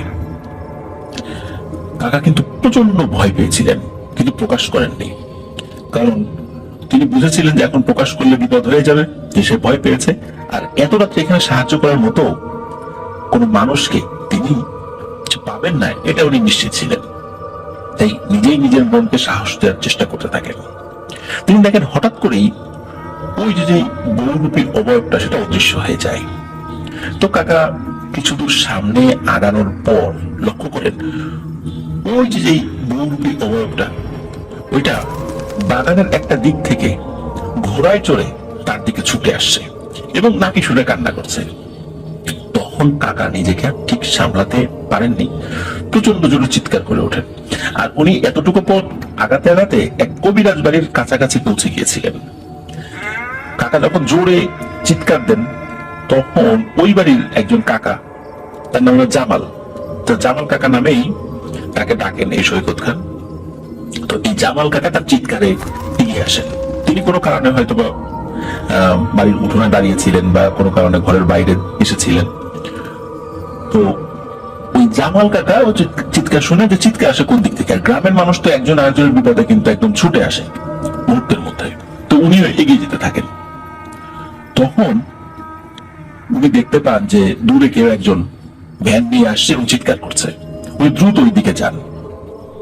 উনি যখন এই মুজিবুর কাকার কাছাকাছি যান, যাওয়ার পর ওই দুইজন একত্রে ভয়ানক এক অট্টহাসির শব্দ শুনেছিলেন এবং অট্টহাসিটা কোনো নারী কণ্ঠে আসছিল। খুবই বিদঘুটে এবং ভয়ানক ছিল সেই হাসি। ওই হাসির শব্দ যখন জামাল কাকা শোনেন, তখন জামাল কাকা সেন্স না হারালেও মুজিবুর কাকা তো উনি বেশ কয়েকটি ভয়ানক মুহূর্তের মধ্য দিয়ে এসেছেন, উনি এরপর সেন্স হারিয়ে ফেলেন। পরে জামাল কাকা মুজিবুর কাকাকে উদ্ধার করে ওনার বাড়িতে নিয়ে আসেন, জ্ঞান ফেরানো হয়। জ্ঞান ফেরার পরে শুরুতে কি হয়েছিল সেই বিষয়টি সকলকে খুলে বলেন। তবে মুজিবুর কাকার কোনো জ্বর বা এই টাইপের কোনো সমস্যা হয়নি। আল্লাহর রহমতে ওই যাত্রায় উনি কোনো ধরনের কোনো সমস্যা ছাড়াই রক্ষা পেয়ে যান। তো এটি ছিল মুজিবুর কাকার সাথে চিতাখোলা রিলেটেড প্রথম ঘটনাটি। বিশেষ করে চিতা বা আশেপাশে জঙ্গল রয়েছে এটা নিয়ে যে ঘটনাগুলো আছে, মধ্যে একটি ঘটনা হচ্ছে এই মুজিবুর কাকার সাথে ঘটে যাওয়া। তো এখন যে ঘটনাটি বলতে যাচ্ছি, এটি আমাদেরকে যিনি ঘটনা পাঠিয়েছেন সৈকত, তার সাথে ঘটে। উনি তখন ক্লাস 8-এ পড়েন। ওনাদের বাজারে একটা জুতার দোকান ছিল। ওনার বাবা হঠাৎ করে স্ট্রোক করেন। এই কারণে বেশ কিছুদিন ফরিদপুর 250 বেড হসপিটালে ভর্তি ছিলেন। তো এই সৈকত উনি একাই ছেলে হওয়ার কারণে কিছুদিন পরে অল্প অল্প সময়ের জন্য দোকানে বসতে শুরু করেন। যেহেতু ওনার বাবা অসুস্থ, তার টাকারও দরকার, আর দোকানে তো কম বেশি বাকি টাকা অনেকের কাছে পাওয়াই যায়। এই জন্য বাকি টাকা সবার কাছ থেকে তোলা এবং দোকানটাও চালিয়ে নিয়ে যাওয়া, এটাই ছিল মূল উদ্দেশ্য। তখন ওনার বাবা তখন হসপিটালে ভর্তি। ওনার বাবার কাছে তখন বড় বোন থাকতেন সেবা শুশ্রূষার জন্য, আর এই সৈকত এবং ওনার আম্মা থাকতেন বাড়িতে। সময়টা ছিল বর্ষাকাল। ওনাদের যাতায়াতের জন্য সেই একটাই রাস্তা, ওই যে ওই বাগানের ওই চিতাখোলার ওই দিক দিয়ে জঙ্গলের পাশ দিয়ে যে রাস্তাটা, যেটা শুনতে আমরা বললাম ওই মুজিবুর কাকা যে রাস্তা দিয়ে আসছিলেন আর কি। তো উনি এশার নামাজের যখন আজান দেন তখন দোকানে বসে নামাজ পড়ে দোকান বন্ধ করে বাড়ির দিকে রওনা দিতে দিতে প্রায় 9টার কাছাকাছি সময় হয়ে যায়। তো প্রতিদিন উনি কারো না কারোর সঙ্গে যেতেন, আর ওই দিন উনি কাউকে পাচ্ছিলেন না। আর ওই দিক দিয়ে ওনার একা যাওয়ার সাহস আসলে তেমন ছিল না, কারণ ওই ভয়ানক বাগানের ব্যাপারে কম বেশি সবাই জানেন। আর উনি তখন ছোট, আর এই কারণে ভয়টা একটু বেশি ছিল। এখন দুর্ভাগ্যক্রমে অনেকক্ষণ অপেক্ষা করার পর কাউকে না পেয়ে উনি সিদ্ধান্ত নিলেন যে কি আর করা, একাই চলে যাবেন। আর বাজার প্রায় লোকজন শূন্য হয়ে গেছে, গ্রামের এরিয়া, সবাই তো আর বেশিক্ষণ বাইরে থাকে না। তো উনি বাড়ির দিকে রওনা দেন। তখন ওনার হাতে একটা বাটন ফোন ছিল, ফোনটায় টর্চ লাইট ছিল, কারণ উনি ওনার বড় টর্চ লাইটটা বাড়িতে রেখে এসেছিলেন। এই কারণে ওই ফোনের যে আলো, ফোনের যে টর্চ লাইট, ওইটার আলো দিয়ে ওনাকে পথ চলতে হবে, ওটাই ছিল ওনার শেষ সম্বল। তো উনি আস্তে আস্তে সামনের দিকে আগানো শুরু করেন। উনি যখন ওই চিতাখোলা ওখান থেকে একটু দূরে, তখন ওনার মনে আস্তে আস্তে ভয় লাগা শুরু করলো। জ্যোৎস্না রাত ছিল, ওই জন্য দূর থেকেও সব বোঝা যাচ্ছিল। উনি আস্তে আস্তে ভয়ে সামনের দিকে আগাতে থাকলেন। উনি খেয়াল করে দেখলেন যে কোন একটা অবয়ব ওই চিতার ওইখান দিয়ে নড়াচড়া করছে। উনি কিন্তু ভয় না পেয়ে একটু সাহস পেলেন। উনি ভাবলেন যে হয়তো বাজার থেকে কেউ বাড়ির দিকে যাচ্ছে, এই জন্য উনি আরো জোরে জোরে হাঁটতে থাকলেন যে ওইখানে মানে যাবেন এবং তাকে ধরবেন। ধরবেন বলতে তাকে বলবেন যে ভাই দাঁড়ান, আপনার সাথে হাঁটবো আর কি। তো হঠাৎ করে এই সৈকত খেয়াল করলেন যে লোকটা চিতার পাশেই একটা পুকুর আছে, ওই পুকুরের দিকে নেমে গেছে। উনি তখন চিতার অনেক কাছাকাছি চলে আসছেন। উনি বিষয়টা একদম স্বাভাবিকভাবে নিয়েছেন, কিন্তু হঠাৎ করে ওনার খেয়াল হলো, আরে ওই চিতা আর পুকুরের চারপাশ তো কিছুদিন আগে তার কাটা দিয়ে বেড়া দেওয়া হয়েছে, ওখান দিয়ে তো কোনো মানুষের স্বাভাবিকভাবে চলাফেরা করা সম্ভব নয়। লোকটা তো একদম স্বাভাবিকভাবে চলে গেল। তাহলে এই লোকটা কিভাবে স্বাভাবিকভাবে গেল? তখন ভয়ে ওনার শরীর ঠান্ডা হয়ে যায়। এরপর উনি একটু শব্দ পেলেন, মনে হলো পুকুরে কিছু ধপাস করে পড়লো। অনেক সময় পুকুরে তাল পড়ে পানির মধ্যে, বা বড় কোনো ইট ফেললে যেরকম শব্দ হয়, এরকম শব্দ। এরপর পরই উনি লক্ষ্য করেন অনেক লম্বা একটা অবয়ব পুকুরের কিনারা থেকে উঠে ওই চিতার কাছে আসছে। অবয়বটা আস্তে আস্তে অনেক লম্বা হচ্ছে। শরীরে পানির যে উপস্থিতি সেটাও বোঝা যাচ্ছে, কারণ শরীর যে ভেজা সেটা কিন্তু ওই চাঁদের আলোতে খুব ভালোই বোঝা যাচ্ছে। বর্ষাকাল হলেও ওই সময় কিন্তু মানে রাত্রেবেলা কিন্তু জ্যোৎস্না ছিল, মানে কোনো বৃষ্টি টিষ্টি ছিল না, সময়টা বর্ষাকাল ছিল। আর উনি এরপরে দেখেন যে ওই অবয়বটা চোখ দুটো আগুনের মতো জল জল করছে এবং ওনার দিকে আস্তে আস্তে এগিয়ে আসছে, মুখে ভয়ানক হাসি।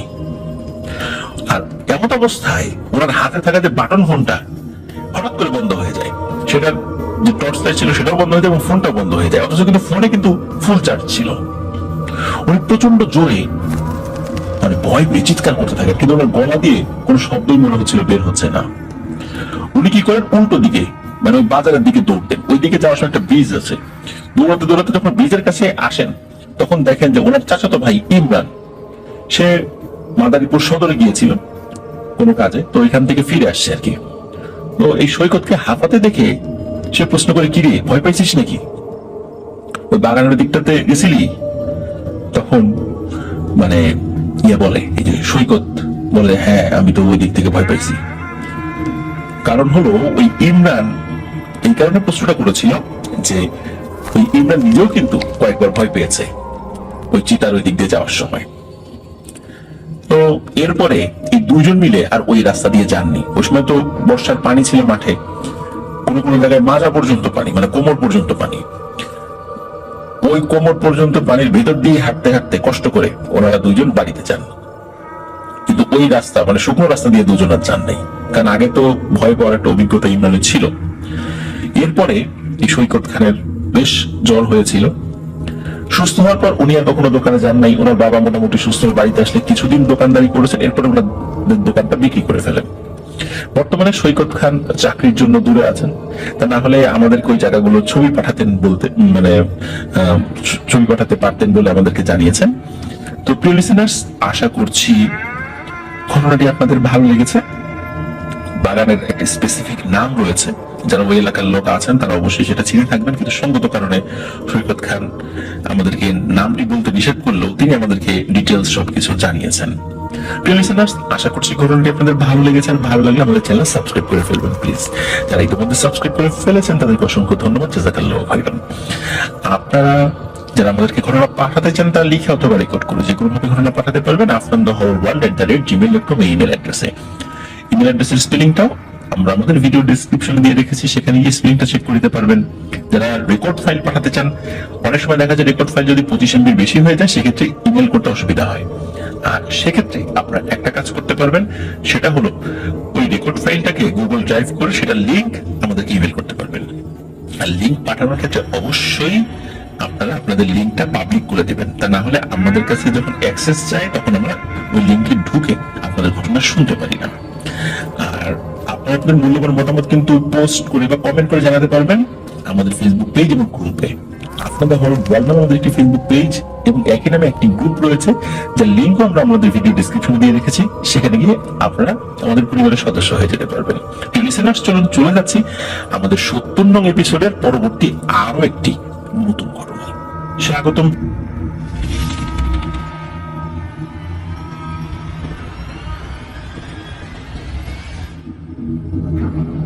স্বাগতম জানাচ্ছি প্রিয় লিসেনার্স আমাদের 70 নং এপিসোডের দ্বিতীয় ঘটনায়। এখন যে ঘটনাটি আমি আপনাদের সাথে শেয়ার করতে যাচ্ছি, এই ঘটনাটি আমাদেরকে পাঠিয়েছেন গোপালগঞ্জ জেলার মাঝিগাতি থেকে তুষার মোল্লা। ঘটনাটি ওনার নিজের সঙ্গে ঘটেছে, খুব যে বেশি দিন আগের ঘটনা তা নয়। তখন ওনার বয়স ছিল 16 কি 17 বছর।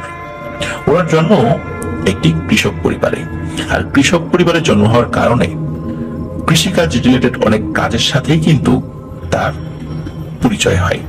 বাবার সাথে মাঠে কাজ করতেন, ধান লাগানো, ধান কাটা, জমিতে পানি দেওয়া, বিভিন্ন সিজনে বিভিন্ন ধরনের ফসল বোনা, এই সবগুলো কাজেই উনি মোটামুটি পারদর্শী হয়ে উঠেছিলেন। ধান লাগানোর পর যে কাজটি, সেটি হলো ওই জমিতে পানি দেওয়া। গ্রামে যেটা হয় সেটা হলো যে অনেকগুলো জমির মাঝখানে কেউ একজন ওই মেশিন বসায়, মানে পানির মেশিন বা পাম্প। পরে তিনি ওই জমিগুলোতে পানি সরবরাহ করেন। আর সিজন শেষে ওই জমির মালিকরা, তারা ওই পাম্পের যিনি মালিক তাকে একটা নির্দিষ্ট অ্যামাউন্টের টাকা দেন অথবা ফসল দেন, এভাবেই মোটামুটি চুক্তি থাকে আর কি। তো এই তুষার মোল্লাদের জমিতে যখন ধান লাগানো হয়েছে, ধান লাগানোর পর পানি দিতে হবে, তো ওনার বাবা কোনো একটা ব্যস্ততার কারণে ওই তুষার মোল্লাকে বলেন যে তুমি গিয়ে এটার পানি দেওয়ার ব্যবস্থা করবা। এখন উনি কি করেছেন, ওনার বাবার কথা ভুলে গিয়েছেন, বন্ধু বান্ধবদের সাথে আড্ডা দিতে দিতে বেমালুম একদম ভুলে গিয়েছেন যে এখানে পানি দিতে হবে। রাত্রে ওনার বাবা ফেরত আসে, যখন জিজ্ঞেস করে জমিতে পানি দেওয়া হয়েছে কিনা, তখন তো উনি মুখ কাচুমাচু করে বলে যে না, পানি তো দেওয়া হয়নি। তখন ওর বাবা তো খুব রাগারাগি করেছে, স্বাভাবিক রাগারাগি করারই কথা, কারণ একদিন পানি না দিলেই ধানের অবস্থা কেমন হতে পারে যারা কৃষিকাজ করেন তা তো আপনাদের অবশ্যই অবগত থাকার কথা।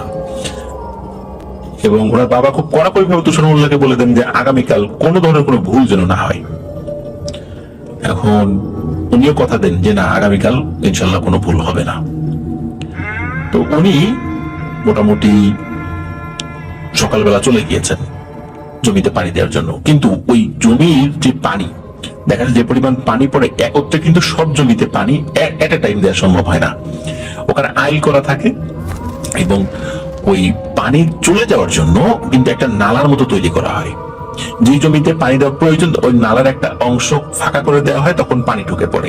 আবার যখন ওই জমিতে পানি দেওয়াটা পূর্ণ হয়ে যায় তখন ওই অংশটা বন্ধ করে দেওয়া হয়, যাতে করে অতিরিক্ত পানি আবার না ঢোকে। এখন ওনাদের জমিটা পাম্প থেকে একটু দূরে ছিল, উনি গিয়ে দেখেন যে আর একজন লোক তার জমিতে পানি দিচ্ছে, মানে ওই নালার একটা অংশ দিয়ে ওনার জমিতে পানি দিচ্ছে।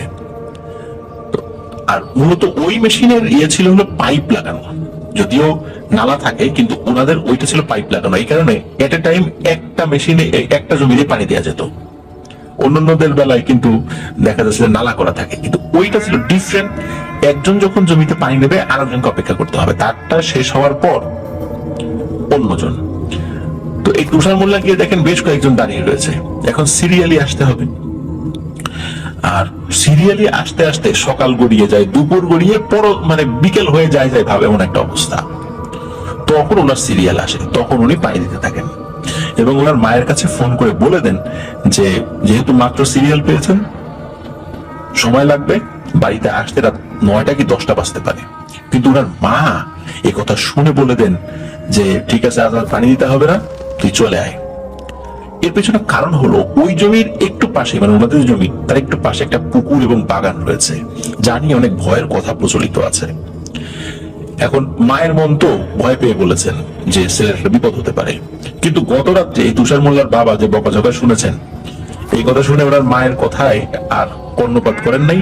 উনি চিন্তা করেন যে কোনোভাবেই পানি না দিয়ে বাড়িতে যাওয়া যাবে না, তাহলে বাবা তো আস্ত রাখবে না। এই জন্য ওনার মাকে বলে দেন যাই হোক না কেন পানি দেওয়া শেষ করে তবেই উনি বাড়িতে আসবেন। আসলে উনি তো জানতেন না যে ওই রাত্রে ওনার জন্য কি অপেক্ষা করছে। তো ধীরে ধীরে জমিতে থাকা আশেপাশে সব লোকজন সন্ধ্যা হয় বাড়িতে ফিরতে শুরু করেছে। তো এক পরিচিত কাকা বাড়িতে যাবার পথে ওনাকে বলেন যে যদি ওনার যেতে দেরি হয় তবে যেন খালের উত্তর পাশের রাস্তা দিয়ে উনি বাড়িতে না যান। তো উনি ওই কাকার কথা খুব একটা গায়ে লাগান না। দূরের মসজিদ থেকে মাগরিবের আজান ভেসে আসতে শুনে ওনার শরীরটা একটু ভয় কেঁপে ওঠে, কারণ রাত হয়ে যাচ্ছে। আজান শেষ হওয়ার পর কিছুটা সময় পর, তখন একদম ঘুটঘুটে অন্ধকার হয়নি, তবে আবছা আলো রয়েছে। তো এই তুষার মোল্লা দেখতে পান দূরের একটা জমির আইল দিয়ে কেউ একজন হেঁটে আসছে, কিন্তু কে আসছে এটা বোঝা যাচ্ছিল না। আর ওনার কাছে যে মোবাইল ফোনটা ছিল, মোবাইলের আলো এত কম যে অত দূরে যাবে না সেই আলোটা। এই জন্য ওই আলো দিয়ে দেখার বৃথা চেষ্টা না করে কে আসছে সেটা দেখার জন্য উনি যেখানে ছিলেন সেখানে দাঁড়িয়ে অপেক্ষা করছেন। কিছু সময় পর দেখেন একজন বৃদ্ধা মহিলা হাতে লাঠি নিয়ে ওই লাঠির উপর ভর করে আস্তে আস্তে হেঁটে হেঁটে আসছেন। ভয় আর কৌতূহল দুটো নিয়ে তাকে জিজ্ঞেস করেন যে বুড়িমা এত রাত্রে কোথায় যাবেন, কোনো বিপদ হয়েছে কি, আমি কি এগিয়ে দেবো? তো ওই বৃদ্ধা মহিলা একটু থেমে বললেন যে সামনে এই যে বিল, এই বিল শেষে তার মেয়ের বাড়ি, সেখানে নাকি তিনি যাবেন, তার নাতিকে নাকি সাপে কেটেছে, এই জন্য এই জমিটুকু পার হতে পারলেই নাকি তার ঝামেলা শেষ, খাল পার মানে পাড়ি দিয়ে তার কোনো অসুবিধা হবে না। তখন এই তুষার মোল্লা বলেন যে বুড়িমা আমি কি আপনাকে হাতটা ধরে কিছুটা পর এগিয়ে দিয়ে আসবো? এটা বলার পেছনে তুষার মোল্লার কারণ ছিল হচ্ছে যে আইল দিয়ে কিন্তু মানে স্বাভাবিকভাবে হেঁটে আসাটা বেশ একটু কঠিনই, কারণ আইল থেকে চিকন, এর উপর দিয়ে হেঁটে আসাটা একটু টাফ। এই কারণে মাঝে মাঝে পা পিছলে জমির কাদার মধ্যে, দুই পাশে যে জমি রয়েছে সেখানে যে পানি আছে ওই কাদার মধ্যে বা পানির মধ্যে পা পড়ে যায়। তো মহিলারও ওরকম হচ্ছিল বলে মনে হচ্ছিল তুষার মোল্লার কাছে, এই জন্য উনি উপকার করার নিমিত্তে কথাটা বলেছিলেন। তখন ওই মহিলা বলে ঠিক আছে, আমারও হাতটা অসুবিধা হচ্ছে আইল দিয়ে, দাও তোমার হাত দাও। তখন ওই মহিলা ওনার হাতটা বাড়ান আর তুষার মোল্লা ওনার হাতটা এগিয়ে দেন, দুজন হাঁটছেন। ওই তুষার মোল্লার কাছে মনে হচ্ছিল এই যে বৃদ্ধা মহিলার হাতটা এটা অনেক ঠান্ডা এবং খুবই শক্ত। তুষার মোল্লা ভাবেন যে এই বৃদ্ধা মহিলার বয়স হয়েছে, এই জন্যই হয়তো বা হাতটা এতটা শক্ত হয়ে গিয়েছে, কিন্তু তো ঠান্ডা কেন, এটা আসলে ব্যাখ্যা ওনার কাছে ছিল না ওই সময়ে। হাঁটতে হাঁটতে দু একটা কথা বলছিলেন তুষার মোল্লা তার সাথে, কিন্তু উনি ওই বৃদ্ধা মহিলা তেমন কোনো উত্তর দিচ্ছিলেন না, কারণ রিপ্লাই নাই। মাঝে মাঝে কিছু একটা পচা দুর্গন্ধ পাচ্ছিলেন, কিন্তু সেটি যে ঠিক কিসের দুর্গন্ধ এটা বোঝা যাচ্ছিল না। হঠাৎ করে পেছন থেকে মেশিন বন্ধ হয়ে গেল। ওই মেশিন বন্ধ হলে কিন্তু একটা শব্দ হয়, ওই শব্দতে উনি পেছন দিকে তাকান, মানে তুষার মোল্লা পেছন দিকে তাকান। মনে হচ্ছিল মেশিন কোনো সমস্যার কারণে বন্ধ হয়ে গেছে। এখন ওনার জমিতে তো পানি দেওয়া হচ্ছিল, মেশিন বন্ধ হয়ে গেলে তো ওনার অসুবিধা, পানির প্রবাহটা তো ঠিক রাখতে হবে। তখন এই তুষার মোল্লা এই বুড়িমাকে বলেন যে বুড়িমা তুমি একটু দাঁড়াও, আমি ওই মেশিনটা চালিয়ে দিয়ে আবার আসছি। তখন ওই বুড়িমার হাত ছেড়ে মেশিনের দিকে একটু আগাবেন, এমন সময় মনে হলো যে বুড়িমার দিকে একটু তাকাই তো কেমন কেমন মনে হচ্ছে। উনি তো ওই বুড়িমার দিকে তাকিয়ে একদম হতবাক। আরে এখানে তো সেই বৃদ্ধা মহিলা কোথায়? এখানে তো 3-4 বছরের একটা বাচ্চা মেয়ে দাঁড়িয়ে আছে। আর তুষার মোল্লার দিকে তাকিয়ে খিলখিল করে হাসছে। কি যে বিশ্রী সে হাসি, আর ওই হাসির শব্দে মনে হচ্ছিল তার জীবনের শেষ সময় ঘনিয়ে এসেছে। তিনি কি করবেন বুঝতে পারছিলেন না। নিজেকে কয়েক মুহূর্তের জন্য শান্ত করে তার পাশ দিয়ে শরীরের সমস্ত শক্তি দিয়ে দৌড় দিলেন। দৌড়াতে দৌড়াতে পিছনে ফিরে তাকিয়েছিলেন এবং দেখেন যে ওই যে মেয়েটা, বাচ্চা মেয়ে অবয়ব হয়ে গিয়েছে, সেটাও তার পেছনে দৌড়ে দৌড়ে আসছে। জমি ছেড়ে খালের পাড়ে আসেন এবং তার মনে হয় এখন আর কোনো সমস্যা নেই। কিন্তু পেছনে ফিরে তাকিয়ে দেখেন যে বিশাল উচ্চতার কোন একটা অবয়ব ছুটে আসছে তার দিকে। উনি এই দৃশ্য দেখে ওনার অবস্থা খুবই খারাপ হয়ে পড়ে। তখন উনি জ্ঞান হারান নাই। ওদিকে এই যে এক চাচা ওনাকে বলেছিলেন যে খালের উত্তর পাড় দিয়ে না যেতে, উনি ভুল করে খালের উত্তর পাড়ে চলে আসেন যাতে করে ওই জিনিস ওনার কাছে আসতে না পারে, এই কারণে এসেছিলেন। কিন্তু উনি তো ভুলে গিয়েছিলেন যে সেই চাচা নিষেধ করেছিলেন ওই দিকটা দিয়ে না যেতে।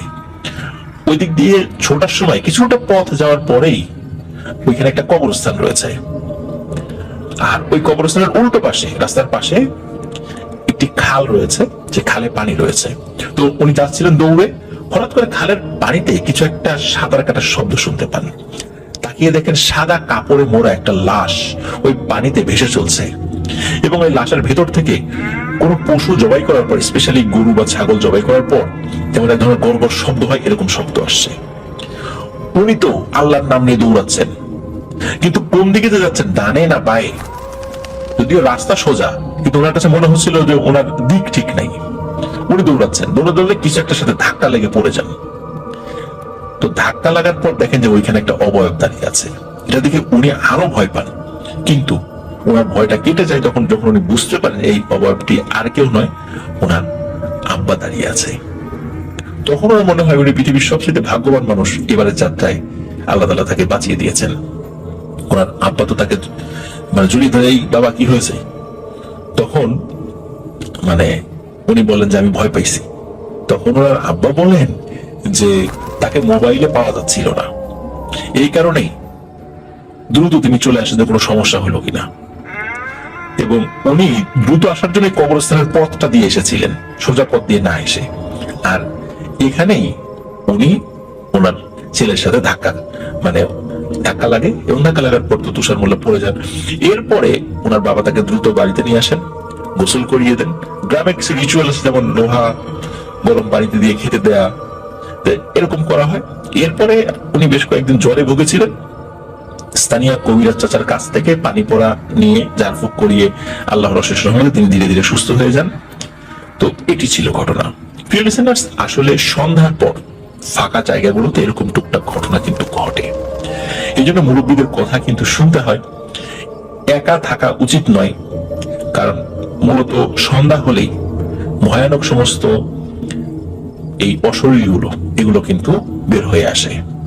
আর তখন তারা মানুষকে ভয় দেখানোর চেষ্টা করে। তারা মানুষকে ভয় না দেখালেও তাদের যে চলার পথ, সেই পথ দিয়ে গেলেও যদি তারা দেখে মানুষ সামনে পড়েছে, তখন তারা বিরক্ত হয়। তখন তারা কিন্তু এমনিতেও ভয় দেখাতে পারে। আর তাদের অনিচ্ছা সত্ত্বেও অনেক সময় মানুষ ভয় পেতে পারে, কারণ তাদের যে পথ, সেই পথ দিয়ে চলার সময় তাদের অজান্তেই কোনো মানুষ কখনো কখনো তাদেরকে দেখে ফেলে, তখন ভয় পায়। তারা যে ভয় দেখিয়েছে ইচ্ছা করে, বিষয়টা এরকম নয়। আশা করছি এই ঘটনাটি আপনাদের ভালো লেগেছে। ধন্যবাদ তুষার মোল্লা, চমৎকার একটি ঘটনা আমাদের সাথে শেয়ার করেছেন। এই জন্য আশা করছি আপনি আরো ঘটনা আমাদেরকে ইনশাল্লাহ পাঠাবেন। ঘটনাটি ভালো লেগে থাকলে আমাদের চ্যানেল সাবস্ক্রাইব করে ফেলবেন প্লিজ। লিসেনার্স, এখন যে ঘটনাটি আমি আপনাদের সামনে উপস্থাপন করতে যাচ্ছি, এই ঘটনাটি আমাদেরকে পাঠিয়েছেন মোহাম্মদ ইনামুল হক আবির ভাই। উনি পেশায় একজন সাংবাদিক। উনি একটি জাতীয় দৈনিকের চিফ রিপোর্টার হিসাবে বর্তমানে কর্মরত রয়েছেন। ওনার গ্রাম নারকেলবাড়িয়া, পোস্ট শুক্তাগড় থানা, রাজাপুর জেলা, ঝালকাঠি। তিনি বর্তমানে সাভারে রয়েছেন। তিনি বেশ কিছুদিন আগে ঝালকাঠির একটি ঘটনা পাঠিয়েছিলেন। জাকারিয়া নামক একজন ব্যক্তি, খুবই নামকরা একজন ব্যক্তি, স্থানীয় একজন রাজনীতিবিদ ছিলেন। তিনি এমপি ইলেকশনও করেছিলেন। তার একটি বিশেষ কারণে উনি মারা গিয়েছিলেন এবং সেই বিষয়টিও কিন্তু আমরা আমাদের ঘটনায় বলেছিলাম। এই ঘটনাটি যখন বলি, এরপরে বেশ কয়েকজন আমাকে নক করেছিলেন, আমার পরিচিত জন যাদের বাড়ি ঝালকাঠিতে। তো এনারা বলেছিলেন সেই জাকারিয়া সাহেবের কথা। অনেক উদার মনা একজন মানুষ ছিলেন, খুবই ভালো একজন মানুষ ছিলেন। বিশেষ করে আমার খুব কাছের একজন বড় ভাই, উনি পুরান ঢাকায় পারফিউমের বিজনেসের সাথে জড়িত। তো ওই বড় ভাইয়ের নাম হচ্ছে হারুন ভাই। তো হারুন ভাইয়ের কয়েকটা ঘটনা কিন্তু ইতিমধ্যে আমাদের চ্যানেলে আমি বলেছি। তো হারুন ভাই উনি আমাকে ফোন করে বলেন যে হারুন ভাই যিনি বড় ভাই, ওই বড় ভাই এবং আর ওই জাকারিয়া ভাই, এই দুজন ছিল খুব ঘনিষ্ঠ বন্ধু। এবং জাকারিয়া ভাইয়ের মৃত্যুতে এলাকাবাসী প্রচন্ড মনে আঘাত পেয়েছিলেন। তার এরকম মৃত্যু কেউ মেনে নিতে পারেন নাই। তো এই আবির ভাই এই ওই ঘটনাটি আমাদেরকে পাঠিয়েছিলেন। আর এখন যে ঘটনাটি আবির ভাই আমাদেরকে শোনানোর জন্য বলেছেন, এই ঘটনাটি এটি আপনার মনোযোগ দিয়ে শুনবেন। ঘটনার মধ্যে কিছু বিষয় শিক্ষণীয় রয়েছে। চলুন শুরু করি। যার সাথে ঘটনা ঘটে তার নাম হলো মোহাম্মদ আলতাফ হোসেন চৌকিদার। তিনি সম্পর্কে এই আবির ভাইদের মামা হতেন। ওনাদের এক বাড়ি পরেই তার বাড়ি ছিল। তিনি পেশায় ছিলেন একজন গ্রাম পুলিশ, পাশাপাশি তিনি টুকটাক কবিরাজি চিকিৎসাও করতেন। ঘটনার সময়কাল 1998 সালের বৈশাখ মাসের কোন এক রাতে। ঘটনাটা উনি ওই আলতাফ হোসেন মামার নিজ মুখে 2005 সালে শুনেছিলেন, তখন উনি ক্লাস 8-এ পড়তেন। এই আলতাফ হোসেন মামা যেভাবে বলেছেন সেটা হলো 1998 সালের বৈশাখ মাসের শেষ দিকে ওনাদের পার্শ্ববর্তী সুক্তাগড় গ্রাম থেকে একজন লোক আসে তার মেয়ের চিকিৎসার জন্য ওই আলতাফ মামার কাছে। তো আলতাফ মামাকে তার সাথে করে নিয়ে যাবেন ওই লোকটি। তবে আলতাফ মামা ওই সময় একটা কাজ করছিলেন, এই কর্মব্যস্ততার কারণে ওই লোকটিকে বলেন যে তুমি বাড়িতে যাও, আমি হাতের কাজগুলো শেষ করে সন্ধ্যার পর তোমাদের বাড়িতে আসবো। তারপর লোকটি চলে যান এবং আলতাফ মামা সন্ধ্যার পরে ওই লোকের বাড়িতে যান। ওই ব্যক্তির মেয়ের চিকিৎসা শুরু করেন। চিকিৎসা শেষ হতে রাত প্রায় 11টা বা তার একটু বেশি হয়ে যায় আর কি। ওই লোকদের বাড়িতেই এরকম সময়টা হয়ে যায়। ওই লোক আলতাফ মামাকে এগিয়ে দিতে চাইলে আলতাফ মামা বলেন যে দরকার নেই, জ্যোৎস্না রাত, সমস্যা নেই, আমি একাই যেতে পারবো, তোমাকে আর কষ্ট করে যেতে হবে না আমার সাথে। এই বলে আলতাফ মামা তার বাড়ির উদ্দেশ্যে রওনা হন। আলতাফ মামা হাঁটা শুরু করেন। আলতাফ মামা এক পর্যায়ে যখন কামার বাড়ি সুক্তাগড় সরকারি প্রাইমারি স্কুলের কাছে আসেন, তখন রাত প্রায় 12টারও বেশি সময় অতিবাহিত হয়। এখানে বলে রাখা ভালো, ওই প্রাইমারি স্কুলটির আশেপাশে প্রায় 30টির মতো সনাতন ধর্মাবলম্বীদের বাড়িঘর ছিল এবং তাদের অধিকাংশই কামার পেশার সাথে সম্পৃক্ত থাকার কারণে ওই বাড়িগুলো বা ওই এলাকাটা কামার পাড়া বা কামার বাড়ি নামে পরিচিত ছিল তাদের নামে। তো আলতাফ মামা যখন সুক্তাগড় সরকারি প্রাইমারি স্কুল অতিক্রম করেন, তখন কামার বাড়ির সামনে এসে উনি যখন এসে দাঁড়ান, তখন খালের উপর একটা চার ছিল। উনি চার পার হয়ে চারের দক্ষিণ পাশে এসে দাঁড়ান। তখন তিনি ভাবতে থাকেন কোন দিক দিয়ে বাড়িতে যাবেন। ওখান থেকে দুটি রাস্তা, পশ্চিম দিকের রাস্তাটা সোজা গিয়ে মোল্লারহাট বাজারে গিয়েছে, যেখান থেকে আলতাফ মামার বাড়ি আসতে প্রায় 4 কিলোমিটার জায়গা অতিক্রম করতে হবে। আর পূর্ব দিকে যে রাস্তাটা এই এনামুল হক আবির ভাইয়ের বাড়ির দিকে আর কি, যে গ্রাম আর কি, ওখান থেকে প্রায় 2 কিলোমিটার জায়গা দূরত্ব অতিক্রম করলে আলতাফ মামার বাড়ি পৌঁছানো সম্ভব। তবে এই পূর্ব দিকের রাস্তাটাই হলো এই কামার বাড়ির ভয়ঙ্কর একটি চিতাখোলার রাস্তা। কামার বাড়ির সামনে চিতাখোলার সংলগ্ন যে খালটি রয়েছে, ওখান থেকে ওনাদের যে গ্রাম নারকেলবাড়িয়া গ্রাম, এই নারকেলবাড়িয়া গ্রামে আসতে প্রায় 1 কিলোমিটারের মধ্যে কোনো ঘর বাড়ি ছিল না। তখন একেবারে জনমানব শূন্য ছিল। ওই রাস্তাটার দুপাশে বাবলা, তাল গাছ, সারি সারি বিভিন্ন রকমের শতাধিক গাছ রয়েছে। রাস্তাটির দুই পাশে একটি খাল রয়েছে, যেটা নারকেলবাড়িয়া গ্রাম আর সুক্তাগড় গ্রামের সংযোগস্থল বলা চলে। আবার সবসময়ের জন্যই নাকি ওই খালটিতে প্রচুর মাছ পাওয়া যেত এবং এখন অনেক মাছ পাওয়া যায় ওই খালটিতে। তো আলতাফ মামা এমন অবস্থায় চিন্তা করেন যে এত রাত্রে আর বেশি দূর না হেঁটে এই রাস্তাটি ধরে অল্প সময় বাড়িতে চলে যাই, এটাই ভালো হবে। আর কি এমন হবে, যেহেতু তিনি কবিরাজি করতেন, আবার গ্রাম পুলিশ ছিলেন, বেশ সাহসীও ছিলেন আলতাফ মামা। আলতাফ মামার বাড়ি থেকে ওই চিতাখোলার রাস্তাটি ধরে হাঁটা শুরু করেন। তিনি হাঁটার এক পর্যায়ে মিনিট 2 পরে দেখতে পান তার কিছু সামনে কে যেন হেঁটে যাচ্ছে। তিনি খুব একটা পাত্তা না দিয়ে জোরে জোরে সামনের দিকে হাঁটতে থাকেন। তার উদ্দেশ্য ছিল কে যাচ্ছে তা দেখার জন্য। যখন আলতাফ মামার সামনে কিছুটা এগিয়ে আসলেন তখন দেখেন যে তার সামনে যে হেঁটে যাচ্ছে তিনি অপরূপ সুন্দরী এক নারী, 20 কি 25 বছর বয়স হবে তার। আলতাফ মামার ভাষ্য মতে যে কোনো মানুষ, বিশেষ করে পুরুষ মানুষ, ওই নারীকে একবার যদি দেখে তার দিকে দ্বিতীয়বার তাকাতে বাধ্য হবেই, এত সুন্দর ছিল সেই মেয়েটি। তখন আলতাফ মামা ওই মেয়েটিকে প্রশ্ন করে, এই তুমি কে, কোন বাড়ির মেয়ে তুমি, এত রাতে কোথায় যাও আর এখানে কি করো?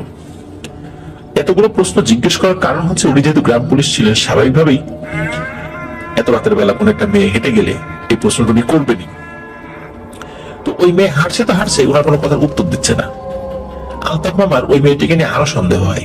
তিনি ভাবতে থাকেন কোনো বাড়ির মেয়ে রাগ করে হয়তো বাড়ি থেকে পালিয়ে আসছে, অথবা কোনো ছেলের সাথে পালিয়ে যাওয়ার ফোন দিয়ে এসেছে, অথবা সে সুইসাইড করার জন্য যাচ্ছে। ওই মেয়েটি হাঁটতে থাকে, হঠাৎ করে ওই মেয়েটি চিতাখোলার ভিতর প্রবেশ করে। তখন আলতাফ মামা ভাবতে থাকেন যে এবার কোনো কথা নয়, সোজা গিয়ে ওর হাত ধরে টেনে ধরবেন, সে যে আসলে কে আর ওইদিকে কই যায়। ও যদি এখন একটা দুর্ঘটনা ঘটায় তাহলে তো ওর পরিবারের অবস্থা কি হবে। আর সে আবেগে হয়তো বা কোনো একটা দুর্ঘটনা ঘটাতে যাচ্ছে, কিন্তু এটা তো তিনি যেহেতু দেখে ফেলেছেন, তো হতে দেওয়া যায় না। তাকে ধরে জিজ্ঞাসাবাদ করে তাকে তার বাড়িতে পৌঁছে দেবেন। এই ভালো নিয়েতেই উনি ওই মেয়েটির পিছু নেন এবং ওই মেয়েটির জন্য আগ্রহ প্রকাশ করে, যে ভাবা সেই কাজ। আলতাফ মামা যখন ওই মেয়েটির পিছু পিছু হাঁটতে থাকেন, এক পর্যায়ে আলতাফ মামা যে ওই মেয়েটির হাত ধরতে যাবেন, হঠাৎ করে ওই মেয়েটি অদৃশ্য হয়ে যায়। এখন আলতাফ মামার ঘোর কেটে যায়। তখন এই কামার বাড়ির চিতা খোলার ভয়ঙ্কর বিষয়গুলো আলতাফ মামার মনে পড়ে যায়। উনি তো মনে মনে প্রচন্ড ভয় পেয়ে যান এবং প্রায় সাহস হারিয়ে ফেলেন। আলতাফ মামা রাস্তায় উঠে যেই না উনি দৌড় দিতে যাবেন, তখন চারদিকে ভয়ঙ্কর ভাবে গাছের ডালপালা ভাঙার শব্দ শুনতে পান এবং অনেকগুলো মহিষ একসাথে ডাকলে গোঙানির মতো শব্দ করে যেরকম হয়, ঠিক তেমন শব্দ শুনতে পান। হঠাৎ করে আলতাফ মামা যখনই পেছনের দিকে তাকিয়েছেন, তাকিয়ে দেখেন বিশাল কয়েকটা মহিষ, যা স্বাভাবিক মহিষের চেয়েও 5 থেকে 6 গুণ বড়, এবং প্রচন্ড ক্ষিপ্রতার সাথে তার দিকে ছুটে আসছে, যেন এখনই তাকে আছড়ে পায়ের নিচে পিষে শেষ করে ফেলবে। আলতাফ মামা প্রচন্ড ভয় পান। শরীরের সবটুকু শক্তি দিয়ে তিনি দিক বিদিক ছুটতে থাকেন। প্রচন্ড জোরে দৌড়াতে দৌড়াতে এক পর্যায়ে নারকেল বাড়িয়ার শেষ সীমানায়, যেখানে একটি স্লুইস গেট রয়েছে, ওখানে সে চিৎকার দিয়ে তিনি জ্ঞান হারিয়ে মাটিতে লুটিয়ে পড়েন। তখন ওই স্লুইস গেটের কাছে 4-5 জন জেলে হারিকেন ধরে মাছ ধরছিল। তারা আলতাফ মামার চিৎকার শুনে নৌকা থেকে উঠে এসে আলতাফ মামাকে অজ্ঞান অবস্থায় দেখতে পান। সকলেই তাকে চিনতে পারেন। এক পর্যায়ে তারা আলতাফ মামাকে বাড়িতে পৌঁছে দেন। পরে আলতাফ মামা তার সাথে ঘটে যাওয়া ঘটনা সম্পর্কে আর তেমন কিছু বলেন না। ওনার জ্ঞান ফেরত আসে অল্প সময় পরেই। তখন বাড়িতে দেখেন যে গরুর মাংস রান্না হয়েছে, ওইটা দিয়ে উনি ভাত খেয়ে শুয়ে পড়েন। তবে তাৎক্ষণিক কোনো প্রতিক্রিয়া দেখা না গেলেও উনি যথাসাধ্য ওনার নিজের চিকিৎসা করান এবং স্বাভাবিকভাবে জীবনযাপন করতে থাকেন। অবাক করার বিষয় হলো, আলতাফ মামা 2011 সালের দিকে ওনার আচরণের বেশ কিছু পরিবর্তন সবাই লক্ষ্য করে। ওনার মানসিক সমস্যা দেখা দেয়। আলতাফ মামা নাকি ওই কামার বাড়ির চিতাখোলার দিকে ছুটে যেত। 2011 থেকে 2013 সাল পর্যন্ত আলতাফ মামা এই সময়ের মধ্যে পুরোপুরি মানসিক ভারসাম্যহীন হয়ে পড়েন এবং এমন অবস্থায় চলে যায় তাকে লোহার শিকল দিয়ে বেঁধে রাখতে হতো। 2013 সালের দিকে আলতাফ মামা মৃত্যুবরণ করেন। ইন্না লিল্লাহি ওয়া ইন্না ইলাইহি রাজিউন। তবে আলতাফ মামাকে বিভিন্ন ওঝা কবিরাজ দিয়ে চিকিৎসা করানো হলেও সকলেই বলেছে যে ভয়ঙ্কর জিনিসটা তাকে আচর করেছে তা তাদের ক্ষমতার বাইরে, আর এই জিনিসটা আলতাফ মামার রক্তে মিশে গেছে এবং এমন অবস্থায় পৌঁছে গেছে এর প্রভাব কোনোভাবে চিকিৎসা করে তাকে আর ভালো করা সম্ভব নয়। মূলত ওই সময় সে যে জিনিসটা দেখেছিল, এই জিনিসটাকে মূলত উনি বিরক্ত করেছিলেন। এই জিনিসটা ওইভাবে সেটা মেনে নিতে পারে নাই, অহেতুক তাকে বিরক্ত করেছিল আলতাফ মামা। এই জন্য তার একটা ক্ষোভ ছিল। আর বাড়িতে আসার পর উনি গরুর মাংস দিয়ে ভাত খাওয়ার কারণে ওই জিনিসটার প্রভাব যতটুকু ছিল তা আরো বহুগুণ বেড়ে যায়। আর এই কারণে একটা দীর্ঘ সময় পর এই জিনিসটার প্রভাব প্রকাশিত হয়েছে। ওই কামার বাড়ির যে খাল, ওখানে মাছ ধরতে গিয়ে 30-40 জনেরও বেশি মানুষ পাগল হয়ে হাঁটা শুরু করেছে, পরে অবশ্য অনেকটা ঠিক হয়ে গেছে। এটা কিন্তু অনেকেই দেখেছেন। আর এর মধ্যে ওই আলতাফ মামার ভাগ্নে, তার নাম হলো লোকমান, এই লোকমান ভাইও ছিলেন, তিনি পরবর্তীতে সুস্থ হয়ে গেছেন। তো এটি ছিল ঘটনা।